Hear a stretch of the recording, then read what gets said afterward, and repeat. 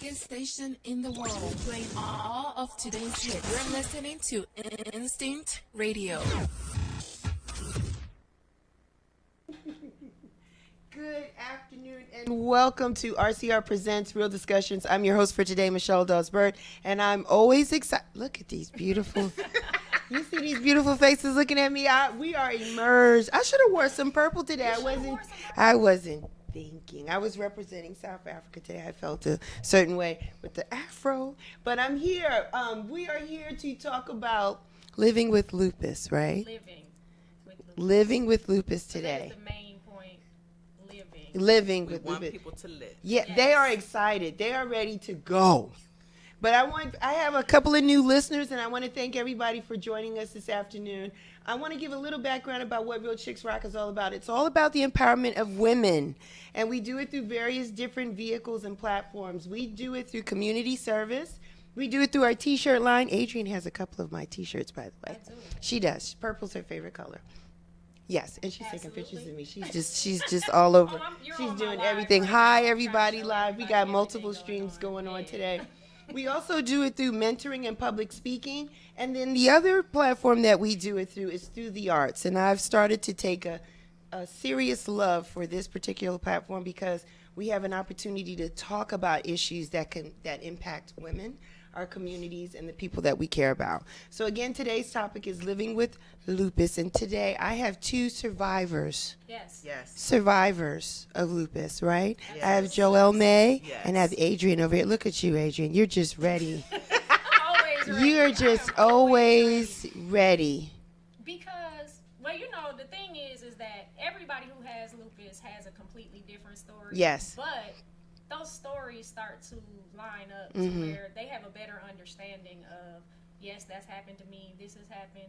Most of the people who are diagnosed with lupus have been misdiagnosed for years. Really? Years. Or not before- diagnosed It's not at all. diagnosed at all Mhm. until something happens. Mm. Like with me, I didn't have any of those childhood sicknesses. I never caught colds. I didn't Really? have any of those types Okay. of things. Me neither. And was just out and living and doing my things. I went to college in Puerto Rico. I was out there surfing and Wow. climbing and you name it. Everything. I was out there and doing it. I was living this life. Yes. I went to the hospital. Yes. I had an ear infection. They gave me an antibiotic shot and I went into a coma. Are you I serious? was unconscious for 8 whole hours. And Oh then they my told me gosh.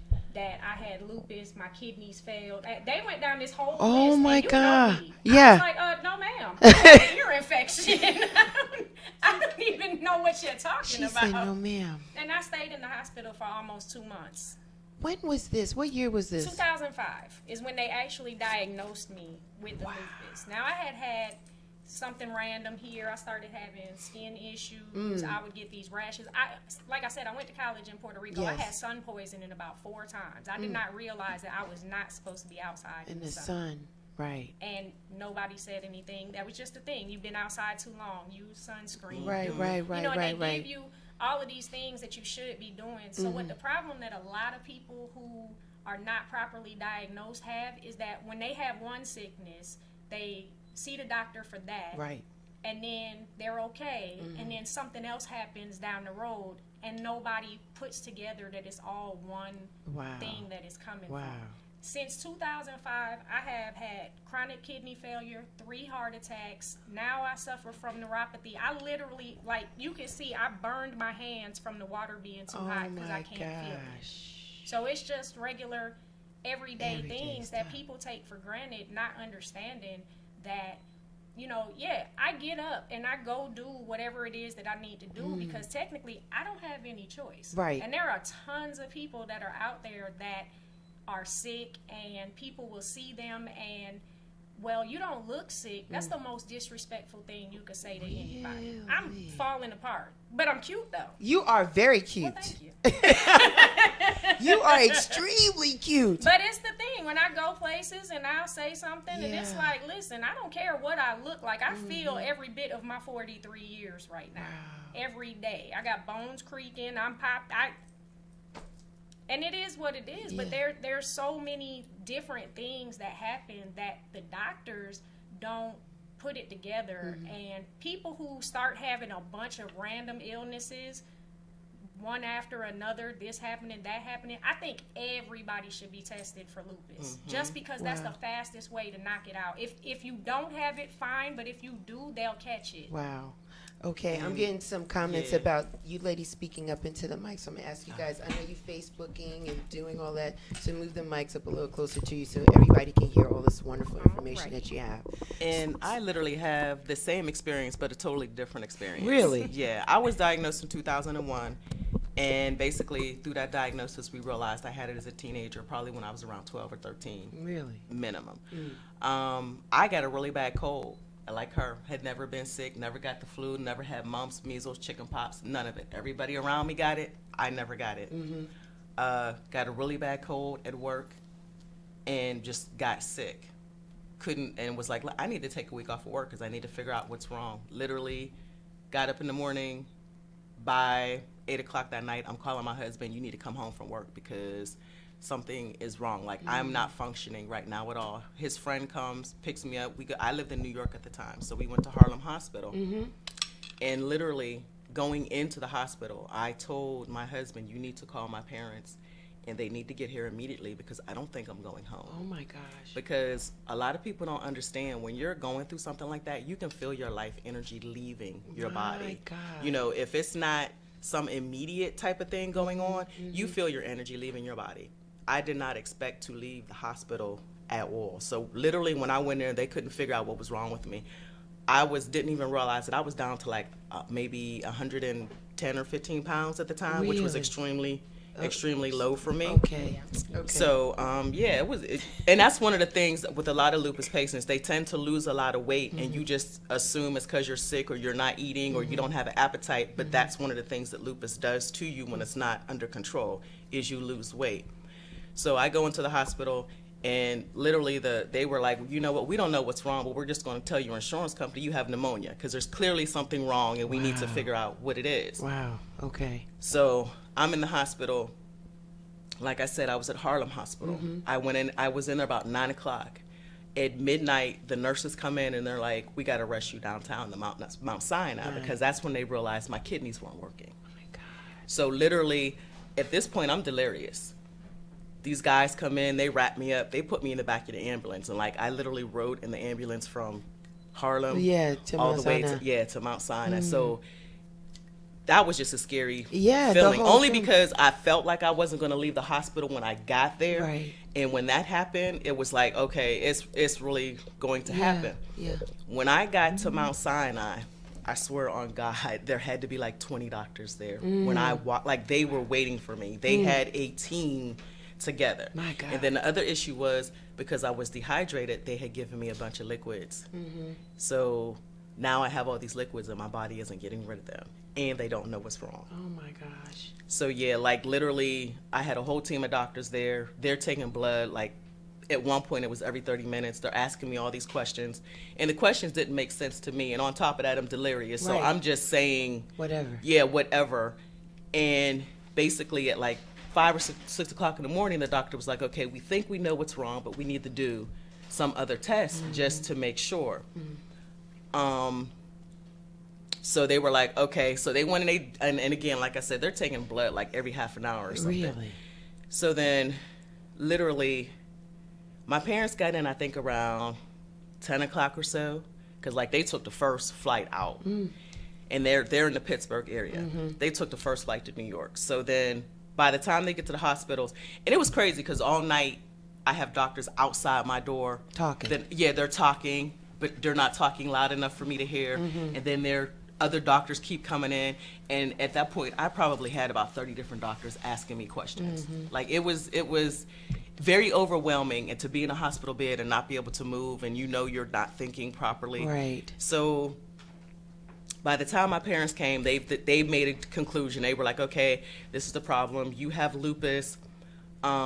We need to ask you more questions because your kidneys fail, but technically when you have lupus, your kidneys fail within 5 years of you getting it if you're not diagnosed. But with everything you're telling us, it seems that you had it when you were younger, but you say you didn't have any symptoms. Right. Not really. I had a rash here, something here, that there. So basically I had it as a teenager. And it was an interesting situation because when someone tells you your kidneys fail, you're just like, okay, because how do you even come back from that? And especially because 9 times out of 10, you hear about people, if they don't get a kidney transplant, they die. You know, that's your prognosis. Right. So I ended up taking dialysis twice.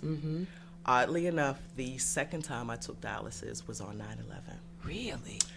It was scheduled and it was originally canceled when 9/11 happened. We knew in the hospital that there were no survivors before they announced anything on the news. So then they ended up rescheduling me. And halfway through my me getting my service, the tech was like, I think your kidneys are working. And I was like, are you sure? He was like, I'm going to have the doctor check, but it seems like your body is pulling the blood. And I always say to this day, someone or a few people gave me their spirit on that day so that I could live and see another day. Because there's no way that you have all of that death and destruction and then, you know what I'm saying, I get what I need to make my kidneys start working again. So somebody blessed me. You got life. Absolutely. Wow. Because I totally believe in the exchange of energy. I agree. So like somebody definitely blessed me when they lost their life. No question about it. Man, ladies, this is powerful. This is more powerful than I even imagined. And you expected? Well, because you know me, I'm always cracking jokes. And and I just met Joelle. And we laugh a lot because you have to. Yes. I have to. I'm ridiculous. Right. Adrienne's ridiculous. Yeah, we are. But like literally, she the other doesn't day. act like there's any. We went to the lupus advocacy and I got sick on the way home. And I literally had to stop the car on the highway about 15 times and throw up several times. And we laughed about it. I thought I was going to die. And I just needed to get home. See, this is the problem with me not being able to drive. I handed her a napkin and was like, sweetheart, you can't die until I get home. I just need I get what I need out of this? But this is how you have to do it because at the end of the day, I got stuff to do. You can't die on my watch. So I'm driving, I'm throwing up, and I'm getting back in. And I'm driving because we got places to go and things to do. Oh, this is going to be This is how we live. This is crazy. Listen, I'm throwing out numbers real quick. I know people may want to call. Listen, if you want to call in, because I'm typically stingy, but I got to give the number out. Today, if you want to call in, call 478-569-6474. That's 478-569-6474. We're talking about living with lupus. Now, I met you, beautiful Joelle, through Adrienne about a couple of months ago. And let me tell you where I meet them. I'm in these streets. I don't bring my walker and the whole joint. Like I am in these streets. She was a resident at Cat's Cafe. And I used to see her there like every Friday when I would go. In the corner knitting. In the corner knitting and crocheting, which she's very, very, very good at. We'll talk about that later as well. And we just connected. I think we met. And then our other angel, Monifa, I think that was the connection with the lupus walks and things like that, and I kind of joined your team and did that, and it's been a couple of years. It has been a while. It's been a few years, and you are just on fire. Now, I'm still living. I base my day. People have 5-year plans, all these extra. I'm trying to make it through 5 minutes. Yeah. If I woke up this morning, it was a beautiful day because I got that far, but again, we were out. We were doing all kinds of things. Our goal is to wake up every day. And that's our first goal. And whatever happens throughout the day, I'm with it. See, that's the goal. If we wake up every day, then everything else we do is icing on the cake. Jeez. Wow. I told you there are tons of things that people take for granted. We could die at any moment. Our kidneys could fail and we could fall over. Oh, no. I had to tell Joelle about a heart condition that I have. I told her, and I don't think she understood fully what I was saying. Right. Now, we went to the hospital, and they hooked me up to the heart monitors. And she was like, okay, hold on a second. Did you just die? I said, because seriously. Yes, I did. My heart literally stops. Like, no, really, my heart literally stops a few times every minute. I'll be talking, and I tried to explain to her, like, the reason I talk so much is because I literally die in the process. Like, she's afraid if she doesn't talk. I talk because I'm afraid that if I'm not doing something, that'll be the moment that I don't snap back into Because she flatlines. breathing. Like, Are you serious? but that's what I'm saying. You can say that to people, but it doesn't click until you actually Yeah, because like I see understood it. that she said it because I know what happens. But when you actually see on the monitor that she literally flatlines, like, you know, because when most people say it, it's not really true. But in her case, it's absolutely true. You know, you're going up and down, and all of a sudden it's like. And then she went to get me some soup, and I was good because food Yeah, makes she me was happy. just Like, like, I'm yeah. telling you, Makes you happy. food makes me happy. I see you was in there smiling. Look like, at that girl, big I got the happy smile. dance on. We done already planned what we're eating after this. Right. Actually, the reason we ended up we were at the hospital and we were planning lunch when they Oh, came yeah, they and admitted me said to the she was hospital. being admitted. We was I was like, wait, I'm sick for real? I went to the hospital because I engineer's have cracking up. really trash can't. insurance, and so I went to the hospital because I have to have referrals to see the specialist. Yes. So I figured if I went to the emergency room can't with and y'all. got a referral from there, the doctor would see Right. me faster. And then we could go to lunch. So I got there and we're sitting down and then they start running all of Crazy. these tests and they were like, well, ma'am, we have to admit you. I was like, admit me? That's not even what I was here for. I looked at her and said, Like, "You're admitting you." You guys are crazy. I'm telling you. So you guys are crazy in a good way. So how did you ladies meet? How did you guys Oh, meet? God. Is that another shenanigan? Wait, everything It is really shenanigans is. in my It- life. Okay. It really is. Okay. I have a She problem. doesn't remember the first time we I met. don't remember anything. I eat a lot of weed. I lose focus on everything. I don't know. But tell the remember. people now. Tell the people why you eat a lot of weed. I eat a lot of weed because I suffer from chronic pain issues. Like I said, I literally cannot feel my hands, my feet, certain things. The pain that if I can actually feel something, then I know that the pain I'm feeling would be debilitating to someone else. So I just, they put me on all of these medications, were giving me all these things, but it all happened while I was in the hospital, not understanding what was going on. Right. But when they first diagnosed my lupus, they gave me a blood transfusion that I told them I didn't need, and my heart stopped. Like, I literally died in the hospital. Man. Off of them giving me a treatment of not knowing what was going on. My bracelet specifically says no blood transfusions Yeah, it does. because they killed me in the hospital. Wow. And so again, if I wake up, I'm good. You're good. You're good. So the medication doesn't work for The you? medication didn't work for me. The medication made me a whole lot worse. There were a bunch of things that were going on that, with the heart condition, I'll chalk that up to my grandmother having heart problems. I can't say that some of the things that go on with me wouldn't have happened had I not been diagnosed with lupus. I just But it know makes that it going worse. to the doctors, once you tell them that you have lupus, Yeah. all they do is treat pain. Yeah, they blame everything on lupus. That anything that happens with you, they automatically say it's a result of the lupus, and they Really? don't test for things unless you ask them to. You have to be so in tune with you Yeah, to I- know what you need. And first of all, I'm not trying to be addicted to any Right. pills. Yes, that's the biggest thing. Yeah. So I can't take. I went from starting off with half of a sleeping pill to taking 4 at a time and still only being able to sleep for 3 hours. I'm not going to keep on taking pills that are stopping me from being able to function. Right. I still have to be able to do Exist. whatever it is that I do. So I just cook all of my food with weed and I walk through my day and get done everything that I need to get done because it's easier for me. I don't. And the sad thing is, we were just talking about it during Lupus Advocacy Day. Lupus is something that is not on the list of what you can legally get a medical marijuana card Really? in Georgia. for. Really? Yeah, Really? you can't. I do not take it because when I get high, I strip. So You said, did she say strip?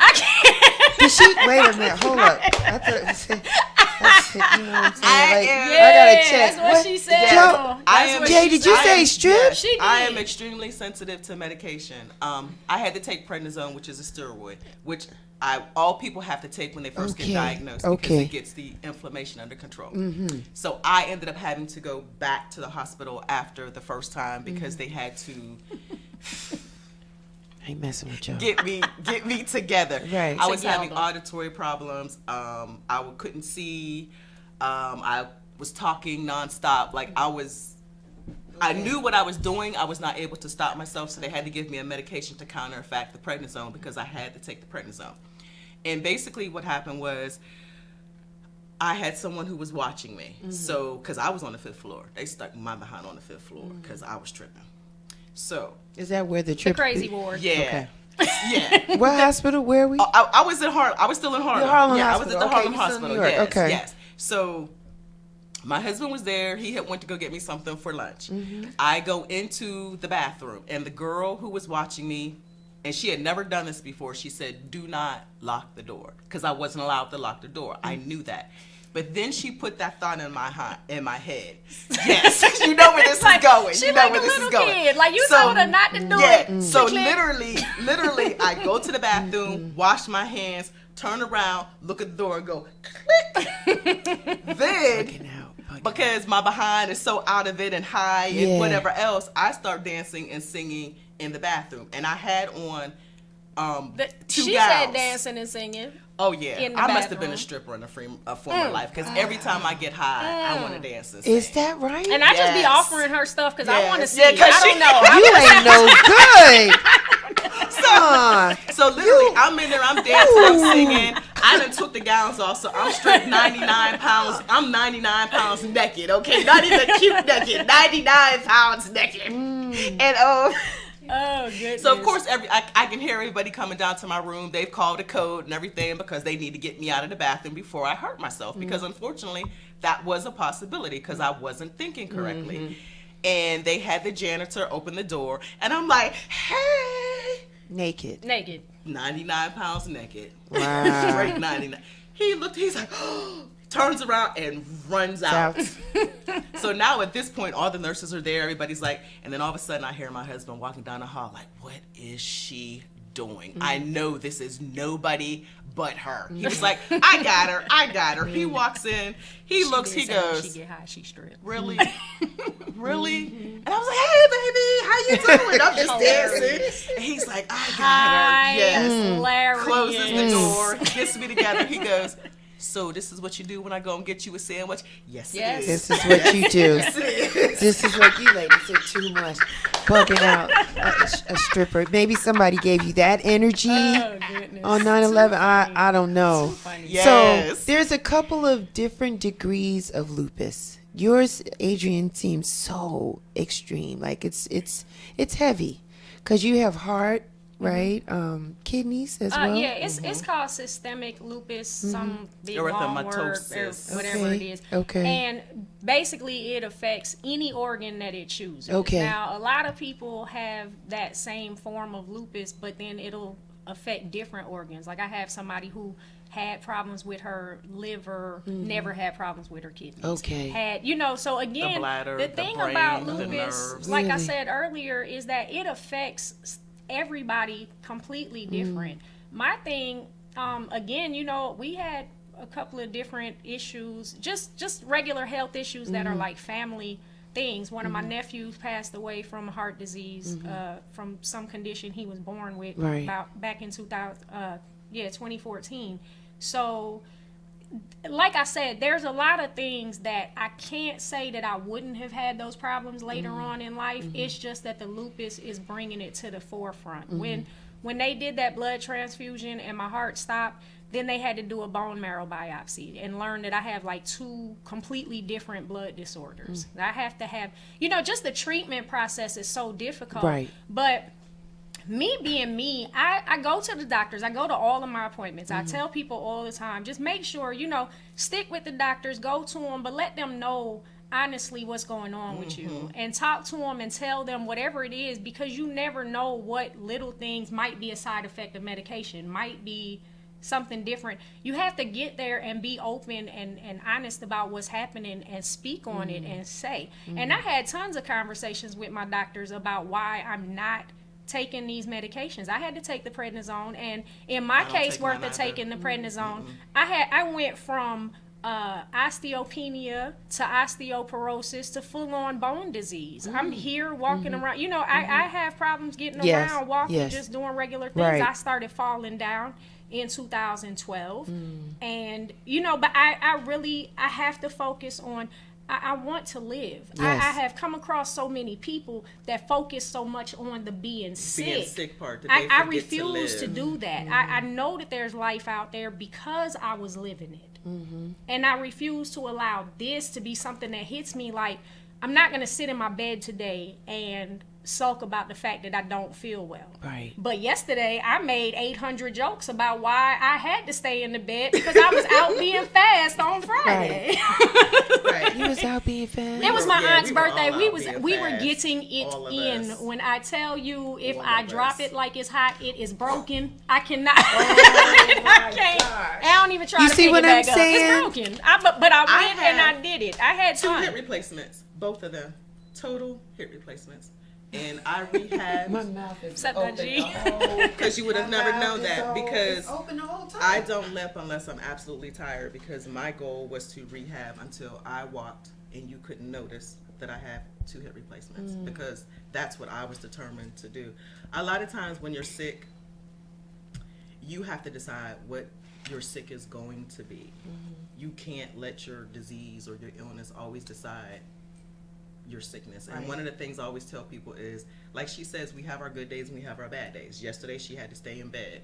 I stayed in bed yesterday too, but not really because I had to. But one of the things that I do is when I'm having a bad day, and I have to judge how bad it is, but I have days that I'm only allowed to be sick for half an hour, Really? or I'm only allowed to be sick for a couple hours or 4 hours, or sometimes I give myself a whole day and sometimes I might give myself 2 days. But I am not allowed to be sick forever, because once you become sick forever, then you become depressed, and you Yes. get so focused on being depressed and not being able to do anything that you Right. forgot what you used to be able to do. Right. And I mentor people. Really? So one of the things I really tell them is you have to understand that your new 100% is your 70%. There are a lot of things you're not going to be able to do. But your goal is to not focus on that. You need to figure out what you can do and focus on what you can do and rebuild your life. What's up, Dodgy? Awesome. You know, a lot of people, they get caught up in what they can't do and Right. I can't. I mean, I had to choose not to have children. Okay. She could have That's had a mine. very... Oh, I'm sorry. See, I don't even you know where said that came out from. loud. She says it all the said that, time. where that and came it's from. on. She tries to I've been trying to get rid of recorded. Malik for 25 She- years, she- ma'am. It don't work. She You tries to can't, give you them to can't me push now. kids off And I on mean, that was a nobody. very hard What do you want these decision. children? But what made the decision, the correct decision, is my then husband supported me, my parents supported me, Right. my family supported me, and my friends supported me. So even though I had to make a choice that I didn't want to make, I had enough support that it made it okay. Because I know people who, when they tell their mother they can't have kids, the mother takes it all personally Right, and right. oh, you're not going to have any kids for me, so what am I going to do? I need grandchildren, I need this, and they're going out trying to have kids, possibly killing themselves to make someone else That's happy, happy. and not thinking about how it's going to affect their health. Like I literally, my choice was, if I were to have kids at the time, I would not have been able to take my medicine for my kidneys, Yeah, I and I understand. had to take it Take back that. then. There was no way for me to Right. get off of it. If I would have got pregnant, I wouldn't have been able to take it. So their thought was, you'll make it through the pregnancy.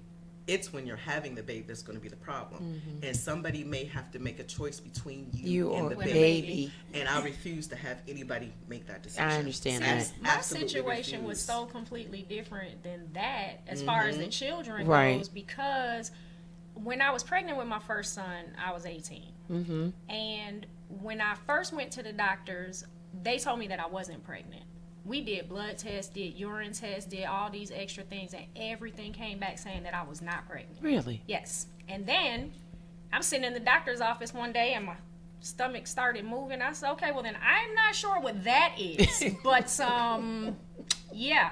So ended up, I mean, but and Incredible.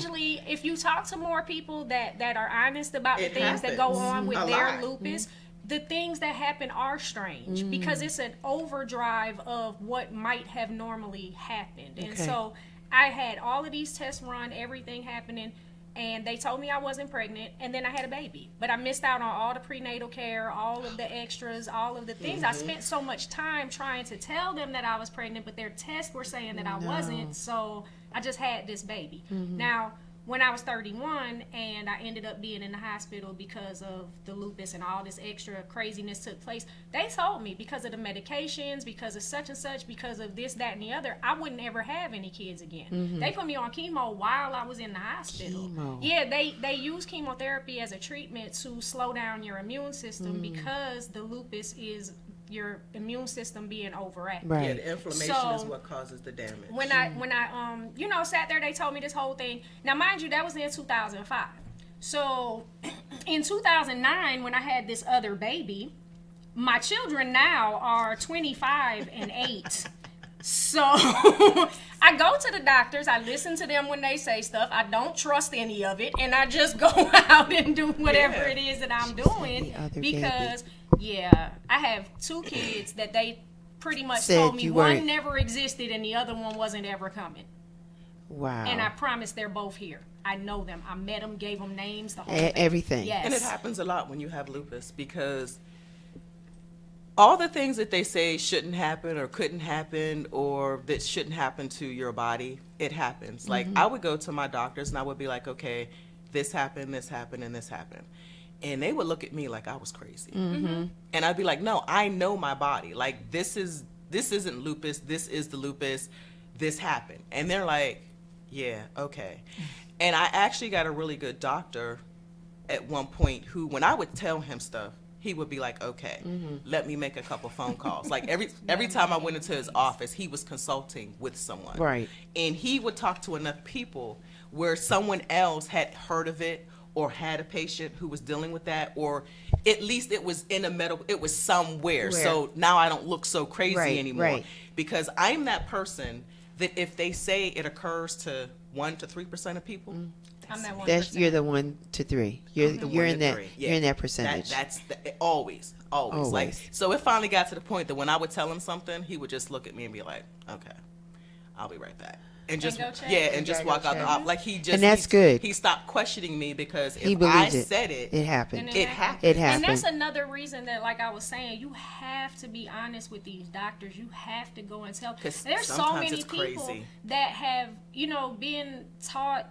certain things, like they're not supposed to say this or they shouldn't say that. Yeah. I go straight to the doctor, and when they ask me, I tell them I don't take any of the pills that you prescribe me. And I've had, they told me I failed a drug test because it said positive. I felt like I was winning, but I'm just saying that with the THC, I'm not doing all of the extra stuff that y'all got going on. Like, you sure you can. You I can, can't. and you will again on another occasion. So I'm just saying it's all about how people take things in, but the doctors are still learning the same way a lot of people are still learning. And if you're not being honest and saying, like, maybe you took a medication and that medication gave you whatever it is that's going on, but you won't know if you don't say that you had And you these gotta go. symptoms, that you Yeah. had And you gotta such go. and such. Yeah, and it's a lot of people that are actually doing themselves a disservice by not saying this is what's happening, this is what's going on. And a lot of times also, because they're not speaking up, the doctors are telling them what's wrong with them. Right.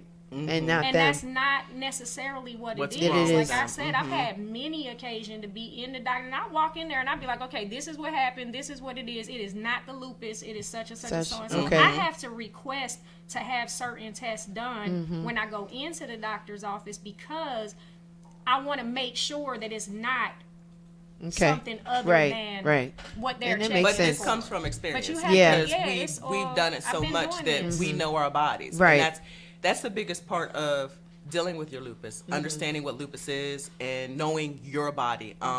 Every time I've gone to the hospital, because again, I'm that 1 to 3%. Okay. That if it's going to happen, I'm going to have it outrageously. Like, I'm the one that gets the rash from the top of my head to the bottom of my feet. Is that right? And I walk into the hospital, I'm like, hey, oh, what you got? Right. So you're back. What are we doing today? Let me go get my students because we've never seen this yeah, I've before. had that Or you're at that point where it's not that often we see this. So can I have my students come in? Can we take pictures? And of course I do. Every time I've been to the hospital, I've had something outrageous. And every time I let the students see me, I let them take pictures, I let them talk to me. And why do I do this?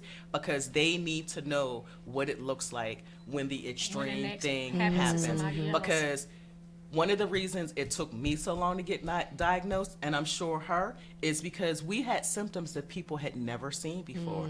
They had no idea that they were symptoms that were involved with lupus because they weren't necessarily the normal symptoms. So the more that people know about it, the more they see, Right. the more pictures they have, Right. the more just understanding and dialogue that occurs, the easier it becomes to diagnose people with lupus. Like, I have several relatives Yeah, who ended up being diagnosed with lupus or other autoimmune diseases. Like I said, I mentor. So they come to me and they say what their doctors say, and I talk to them and I'm like, no, your doctor's not right. And I don't know everything, but I do know enough that I can guide them through the questions and things that they need to be asking their doctors. And, you know, I had a friend who, she kept going to the doctor and the doctor kept telling her she didn't have lupus. And I was like, no, you really do. So we're going back and forth, and I think at some point her doctor got really upset because she got tired of me saying that she had had it, lupus yeah. because I'm the doctor. Yeah. And I said, no, you need to go to someone else because she doesn't know what she's doing. We got a couple of things. It's so many things. I want to get back to your two beautiful kids. I don't care what you say. Your two Yeah, sons, I have two sons. two boys, and they're fine. They don't have any. Now, from what I read, there were something documented that said, like, if you have a parent that had diabetes, it's possible that one of the kids would have lupus. Right. And so my father had diabetes. I was diagnosed with the lupus. Now, it says that people with lupus run the risk of having children that have asthma, eczema, things like that, any other kind of form of an autoimmune disorder. So my first son, he had extremely bad asthma to where he was hospitalized 4 times a year. He had drain tubes, just different things from his lungs being full. He's allergic to everything but food. When they did the allergy testing, he was literally allergic to everything but food. Okay. He had a reaction where they had to hospitalize him during the allergy testing. That's how much stuff he was actually allergic to. So he had really, really bad asthma. The baby, when I was pregnant with my son, I was actually really healthy. I didn't have any issues, no problems throughout the entire pregnancy.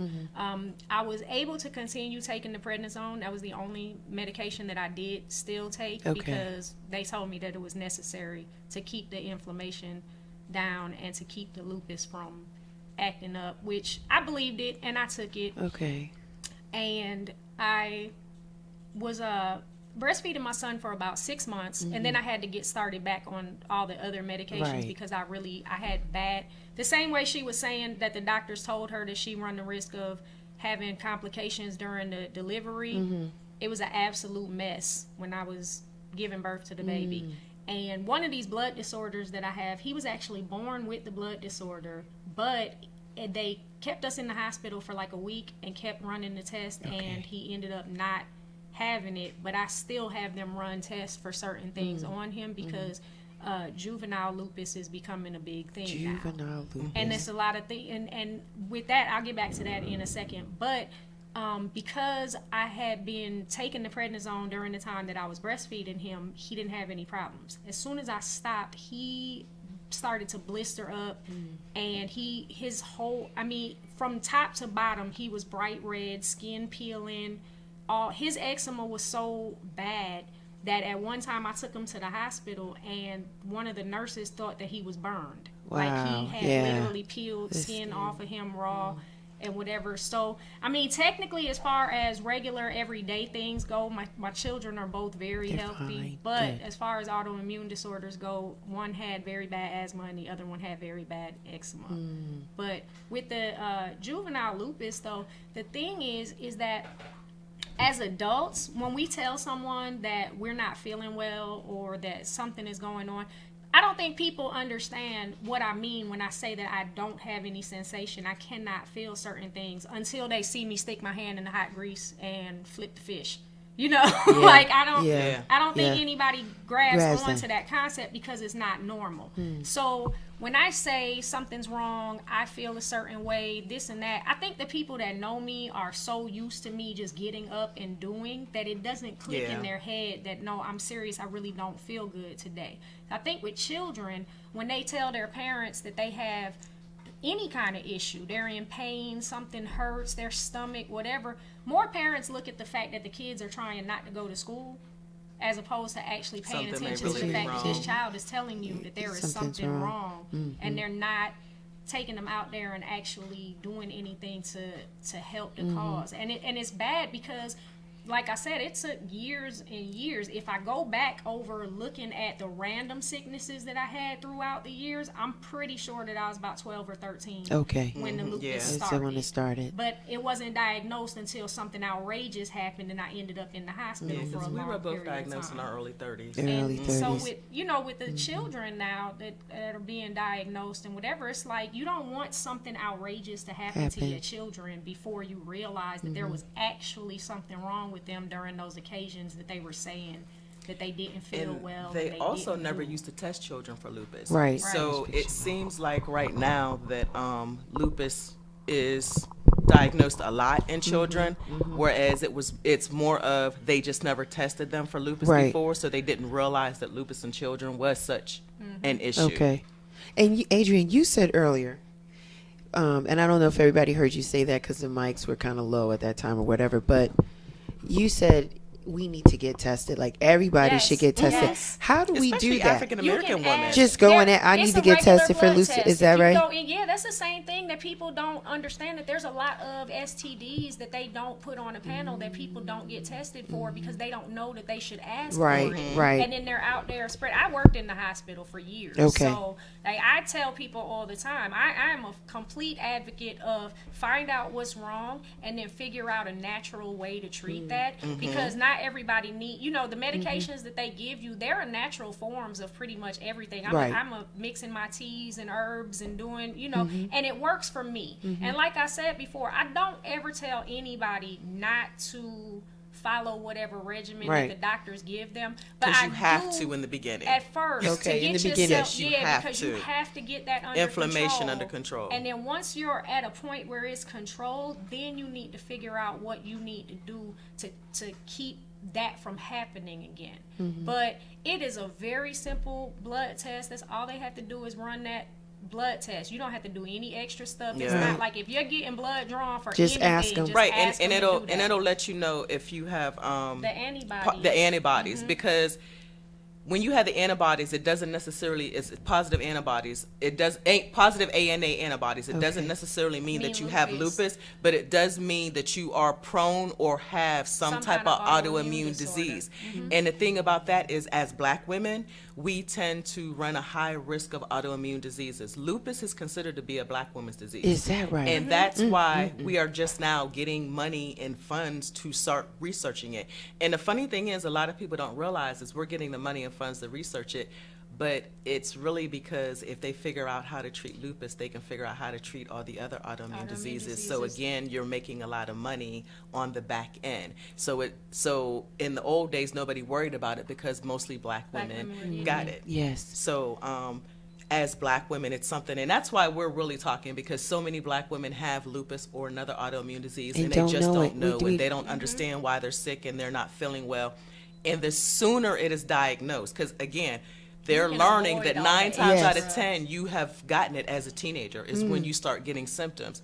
So the more we know, the sooner it gets diagnosed, the sooner you have it under control. And even though you may have some of the symptoms, you're still more able to live a better life. Right. Us, we went crazy because we were so much older when we got diagnosed. Our bodies at that point were pretty much already broken down. So when you think about it, we got it as teenagers.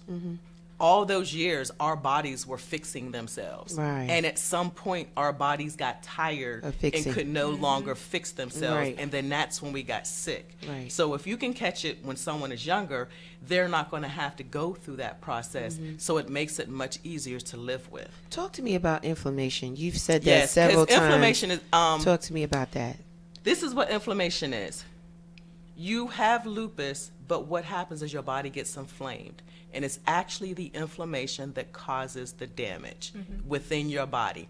It can damage your heart, your lung, your kidneys, your brain, your blood, your muscles. I have polymyositis. At one point, I couldn't lift my hands off my head.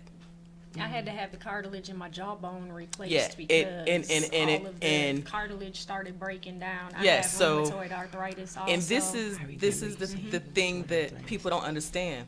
Inflammation is caused by what you eat.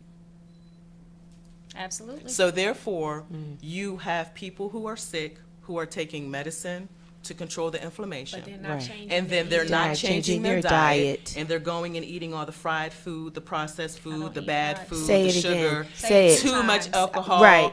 all For of the this people in other the back. stuff. So then For all the folks you've in the back. recreated the inflammation. So basically, all you've done is created this big circle. So you can never get better. You won't. It doesn't matter how much medicine you take. It doesn't matter how much you exercise. It doesn't matter how much you sleep. You're not going to get better because you keep feeding yourself poison.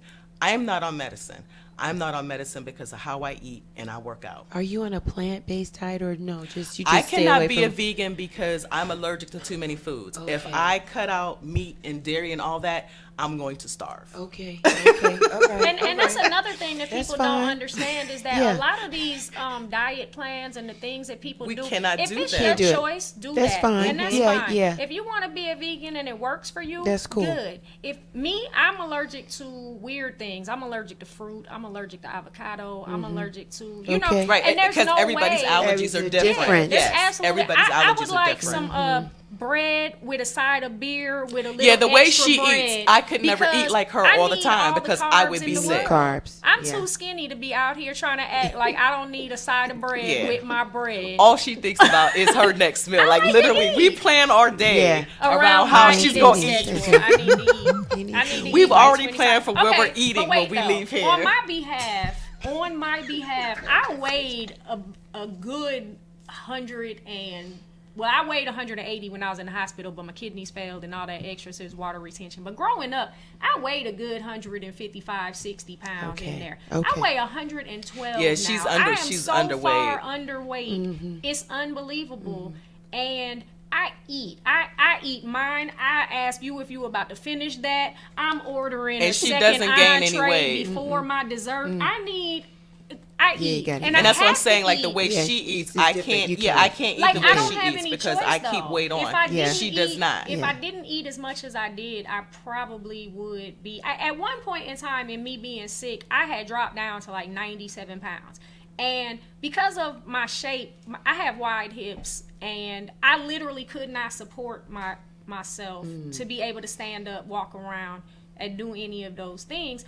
Because at 97 pounds, that was absolutely not working for my frame. And that's how I was when I was 99 and pounds. that's the thing, is that people don't understand. Like, I don't think anything about this is cute. This is not what I'm used to. This isn't how and people fail to understand. Everybody comes out and they're always like, oh, these big girls need to. I know tons of big women who are perfectly healthy. There is nothing cute about what is happening up under this skin here. Because I'm sick on a daily. I have to eat 15 times a day. Even when you're not hungry. I have no choice. And that's the thing. It's not like if I could go out and just gain some weight, I would not be at this weight that I'm at. And there's nothing comfortable about it. But people don't understand that, and it's all because of something going on inside of my body. If it's a thyroid issue, endocrine problem, anything that's happening, I don't have any control over it, but it doesn't change the fact that I try to eat healthy food, but I have to eat unhealthy stuff every once in a while. For you. I absolutely. just so For she you. can put on Just weight. for Because like you. literally 1 week we went to the doctor, she was at 115. Next week she's at 120. We go back, she's back at 115. Yeah. So like diet for her Within like a few days, is though. is Not, really like I have important. to eat. I Yeah. can literally lose like 4 pounds in a day. And the question really wasn't more so for diet, but just really to combat the inflammation. Right. Because Very oftentimes we do not change. We don't change and our that's diet. the biggest thing. And that's the People thing. really have to understand that your food is medicine. It is. It I really, believe really that. is. I know that. I know that. Literally, because honestly, that is the only know that. reason I'm not on meds right now. And I mean, one day I may have to get back on, but right now I've been doing really well, and I found good. doctors who are willing to That's work good. with me, and I'm like, look,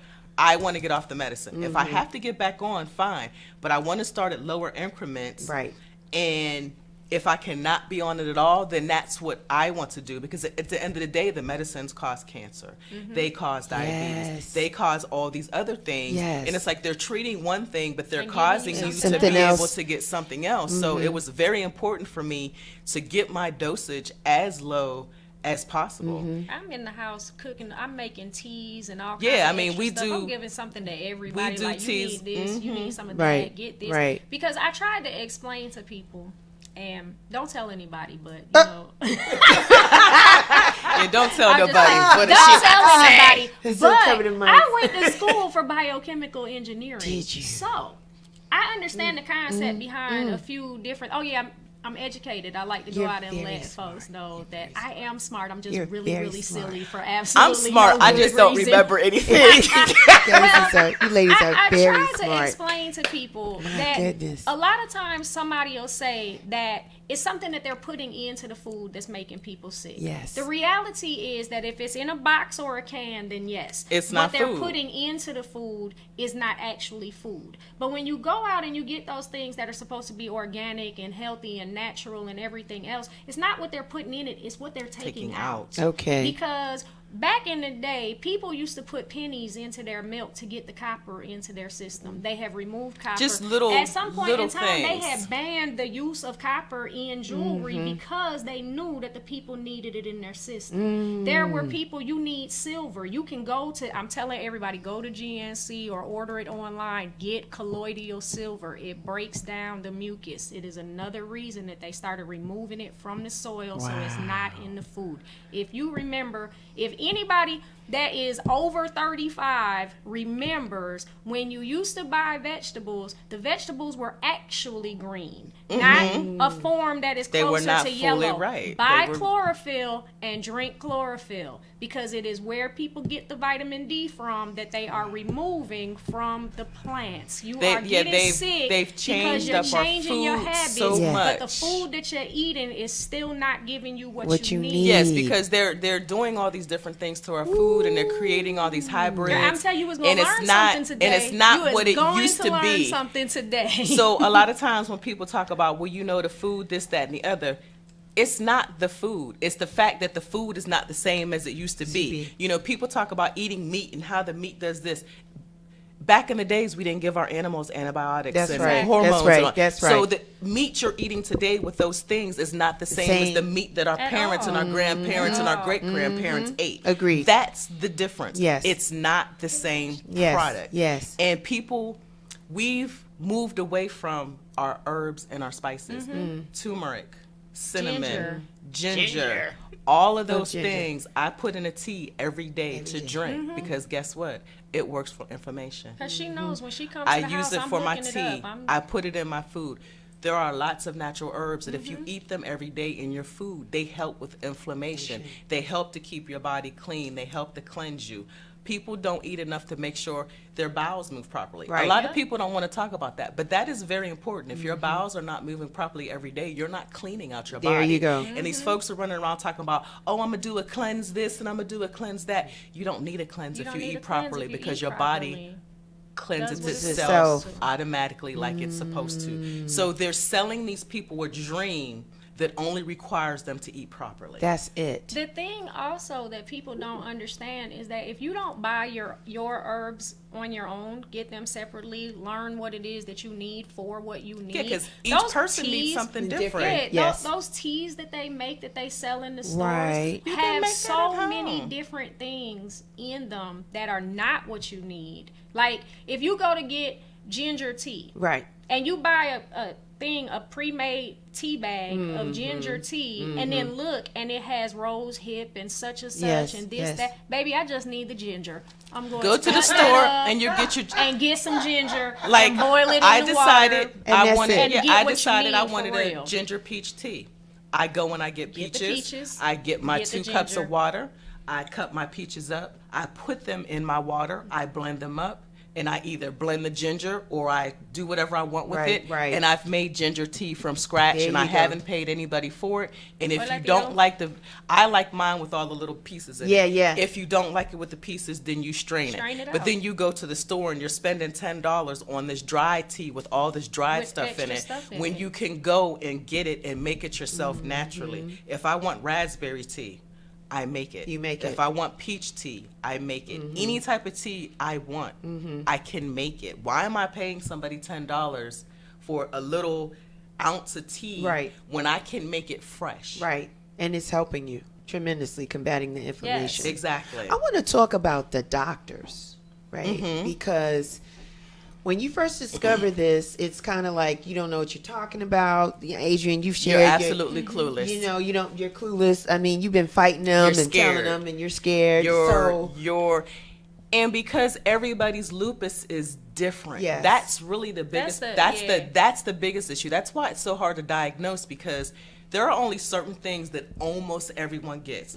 That would be the tiredness, the arthritis, and the rashes. Right. Above and beyond that, it's Everything going to be affects different for everybody every single differently. person. One of the things that I've learned from like talking to other people who have lupus is that a lot of people have had something similar to our situations, to where they were just doing their regular everyday thing, ended up sick and being diagnosed with the lupus because of something severe.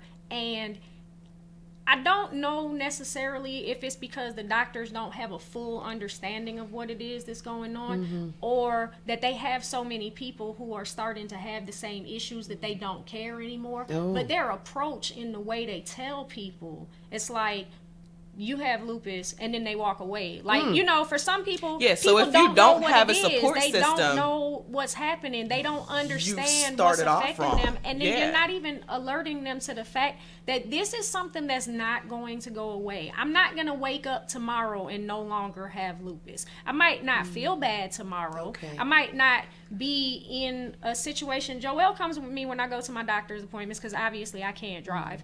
And the doctors will continue to say, oh, whatever you're doing, keep doing that. Yeah, keep doing it. I just eat more weed. I'm not doing any of the, I stopped taking my medications out at least 5 years ago. Wow. And I've been way better. And again, I accept the fact that I have good days and bad days. But when I first went in the hospital, the doctor that I had, and she's an amazing doctor. She's fantastic as far as the work that she was doing. Right. But her bedside manner was trash. And at some point in time, she actually apologized and was like, you know what, I'm so used to just being by the book, matter of fact. You can't do that with everybody. Because you just walked into a room and told my father that it's possible that I might die. He will set this building on fire. That's not the way that my family you just don't, almost got kicked out of the hospital too. and that's the Oh, thing, my because you gosh. can't say those things to people, whether it's true or not. It doesn't change the fact that that's not the way that you go about doing things. Right. And you have a lot of people that their first experience with being told that they have lupus is so traumatic to them Yeah. that they don't even follow up with seeing doctors after they're no longer Really? in the hospital. Really? That they don't, When because I went to the doctor, it's horrible. It's horrible. he kept telling me, come back for your appointments. And he was so adamant. And I was like, why do you keep telling me Because this? so Because many people I'm don't. coming to my appointments. Like, you're starting to get on my nerves. Because tell me one more time and see what happens. Like, what is your problem? Like, I'm telling you, I'm coming. And then he was like, well, and he was like, Joelle said what I said was. yeah, like, and say it to me one more time. Because it's a bad day. I'm not feeling well. I'm about to cuss you out. Starting a war. Why do you keep acting like I don't come to my appointments? Like, Yes, we ma'am. got into a big argument, and he Yes, was like, ma'am. because I diagnose so many people who at don't. some point do not come back. My goodness. And I learned this over the years. I'm talking to people. I find out people that are diagnosed with lupus, Crohn's disease, fibromyalgia, any number of things. And a lot so of I those say chronic to them, pain things like fibromyalgia and even Very chronic painful. pain, what is that? Chronic pain.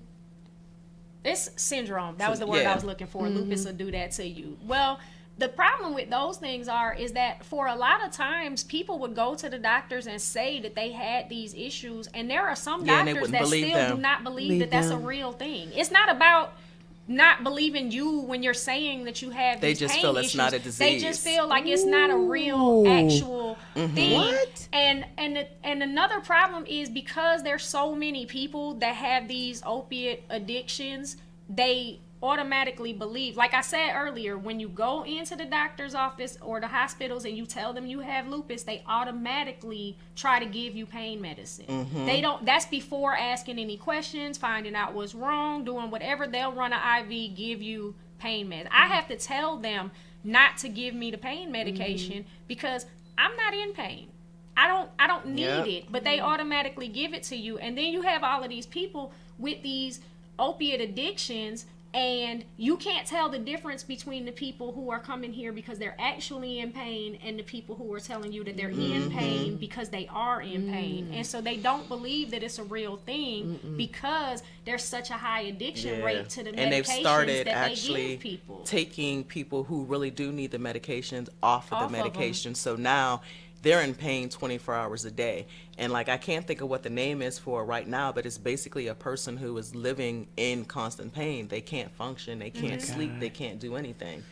So it's really hard, and that's why education It's important. is so important. Like, one of the things I mentor people about is just really understanding your lupus. Right. Because you can't control what you don't understand. You can't even begin to control it if you don't understand it. And understanding that what you're going through may not be what the next person is going through. But one thing that is the same for all of us is the emotional issues that come along with it. Okay. And if you don't have a support system, like, we know a few people who don't have support systems. And when you don't have a support system, those are the people that usually end up depressed and killing themselves or dying or just any numbers of things. Sick. And they end up being more sick. Yeah. When you focus on the illness, then you're bringing that towards you. You're basically focusing more on being sick than you are on not being sick. You have more people that focus on the bad days than they do on the good days. Like I said, I have to find the humor in everything because there's really nothing funny about anything that's taking place in my daily living. But you made it. You made it. Yeah, I'm here. Like I said, and that's what I cling to. I stopped the car, threw up, and I'm got back cracking in, jokes. stopped. I called my mama, because me and my mama laugh about everything. I called my mama. I said, Mom, guess what happened? Me and Adrienne was doing this, in the car. I had to throw up. She immediately started laughing. Oh my goodness, my poor baby. With the My who mom are you laughs talking to? too. Like, and I thank my mother, because my mother was the one who taught me that I have to find the humor in the situation. Because at the day, when it's going on, it's horrible. Yeah. It's bad. I hate my life. But if whatever. you made it through, it's But once beautiful. you make it through and you think about everything that happened while it was occurring, it's funny. And a lot of people don't get that. Like, who laughs at the fact that you're high in the hospital and you're stripping? She laughed. It's at the fact funny. that my Well, heart we laughed stopped today every at few that. minutes. Today we Yes, laughed. and that's Because what I'm it's saying. funny. It's And funny. I mean, and you have to look at it like that, because who in their normal life does this? You know what I'm saying? Yeah. Like for real. I did. You did. I got a couple of questions. I do. I want to come back to the doctors. I think it's important that you've been blessed with having some good doctors. Adrienne, you've had good doctors as well? My doctors are amazing.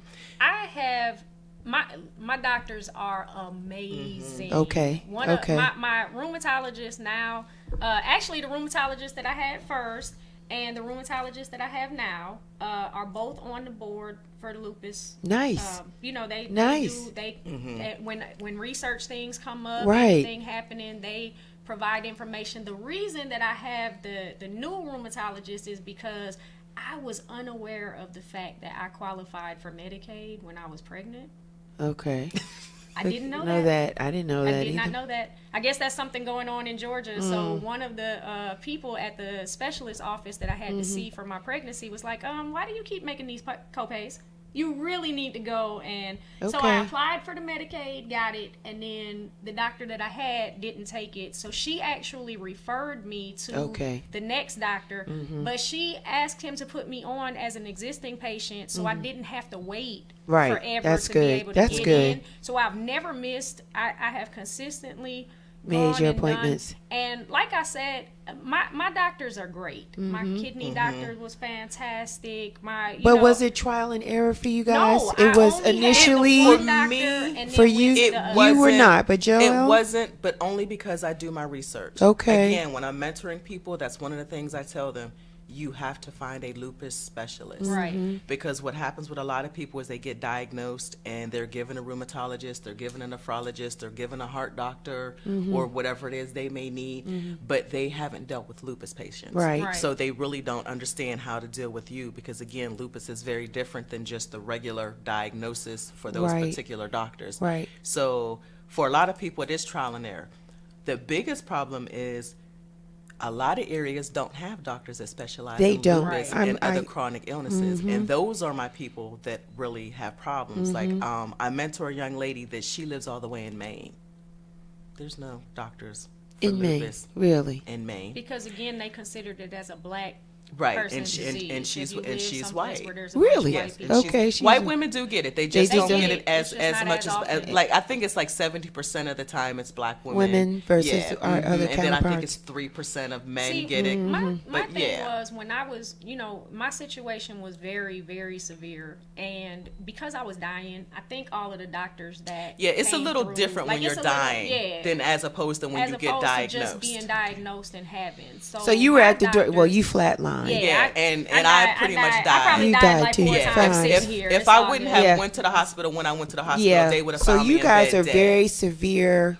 Yes, technically, my doctors don't know why I'm alive. They Right. say that all the Okay. time, because actually when they were letting me go home, because basically I went home because I wanted to go home. They wanted to keep me in the hospital. I was like, is there anything else more you can do for me? And they were like, no. And I said, well, I'm going home, because if I die, I want wanna to do be it in my home. bed, because I was in there for like 3 weeks, and I was still touching gold the whole time I Yes. was there. But at that point, there was nothing else they could do.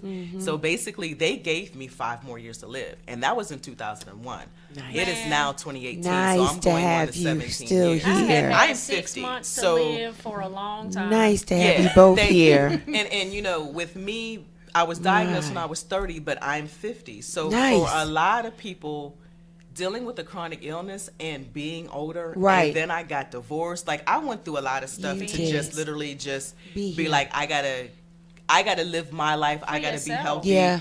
And the only way I'm going to do that is for me to just take control. Mm-hmm. And I had to learn. I mean, me getting divorced was a really hard Yeah. situation, but I had to decide whether I wanted to be married or whether I wanted to be healthy. Okay. And my husband, even though I loved him dearly, Mm-hmm. he was not willing to get with the program I needed him to be I understand. on in order for me to be healthy. Yeah. So therefore, I had to make a decision.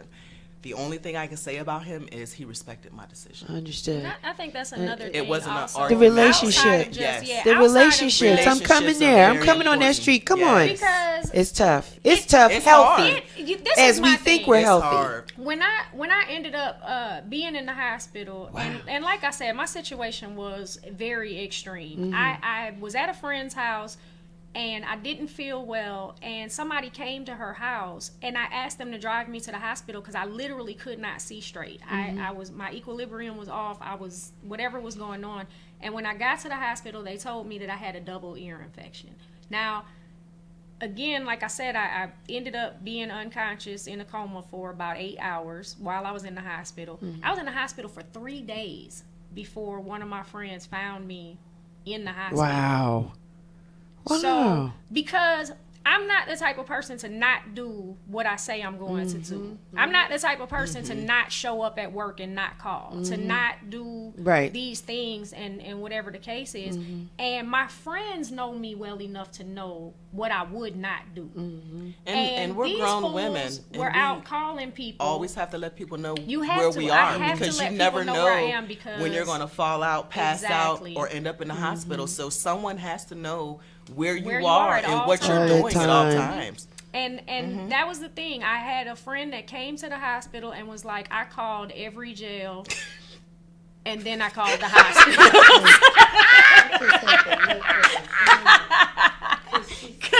Yes. And Crazy. crazy. She said jail. Yes, and that's Not the exactly. hospital, Oh no, jail. she said I called every Yeah. jail and then the hospitals. And what happened was basically I had not been home for days, and my son was 12 years old. So I'm in the hospital. I did not have anything. I didn't have my phone. I didn't. Wow. My thought when I was at my friend's house was getting to the hospital. Hospital. Because you know, like, Nothing else was even going through my head. I You didn't know. have anything. I went to the hospital in a nightgown. That is how much like I just needed to be at the hospital. And after being there for so many days, my friend who I was staying with, she found my phone and she started calling. She called my grandmother. She called, calling family members and whatever. And people started coming to the hospital after that because, whatever the case was.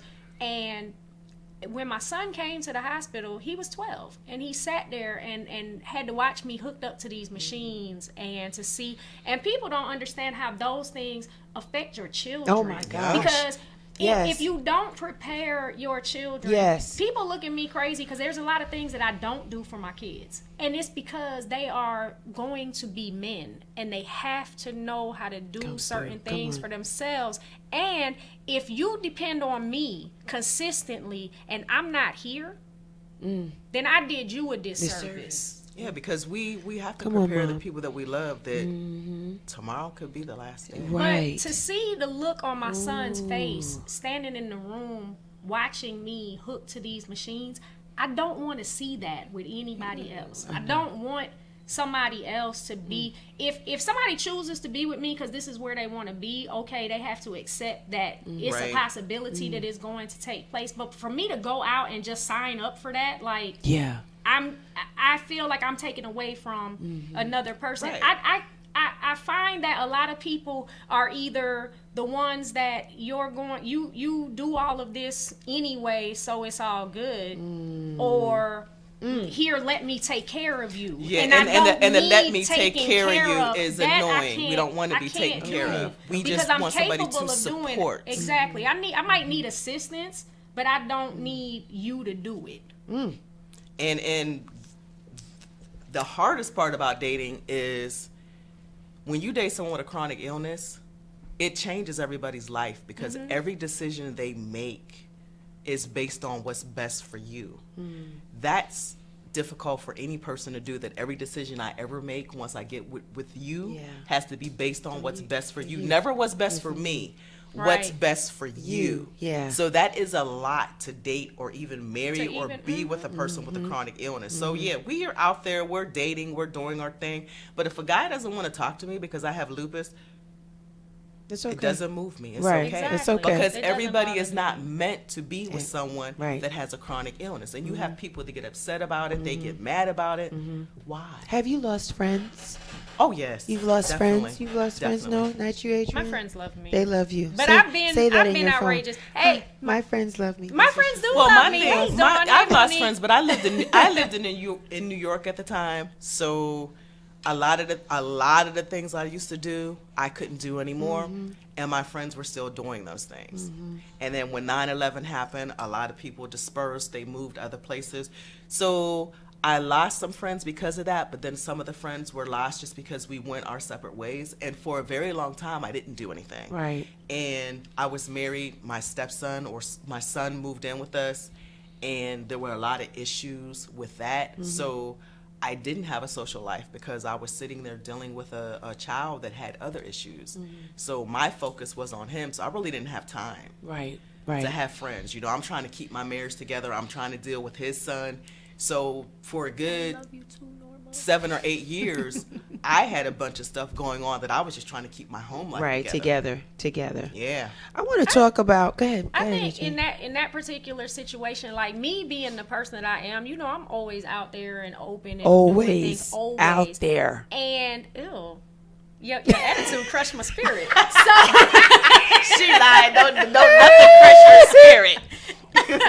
But the thing is that I think, strangely, the majority of the people that I know that I'm like really, really close with either have somebody that has lupus that went through, Monifa, and they have a better understanding. Yes. Right. And for the people And that that makes the didn't difference. have an understanding, I'm so all over the place with the telling people. I don't feel any shame in saying today this outrageousness was going on. I'm posting pictures of my feet swollen. you do. I'm doing You this, do. that, and the other. This is what's going on today. Yes. And I've actually ended up meeting more fantastic, beautiful people who needed that second worth of you saying whatever was going on with you. Yeah, and Made that's why me I feel, mentor. and it's Yeah. the reason why I do it. And I have not. I honestly, I can say that the people that I have been friends with, I don't lose friends. I have friends. Facebook connected me with people that I haven't seen since I was like 5 or good. 6 years old. That's good. And we're out here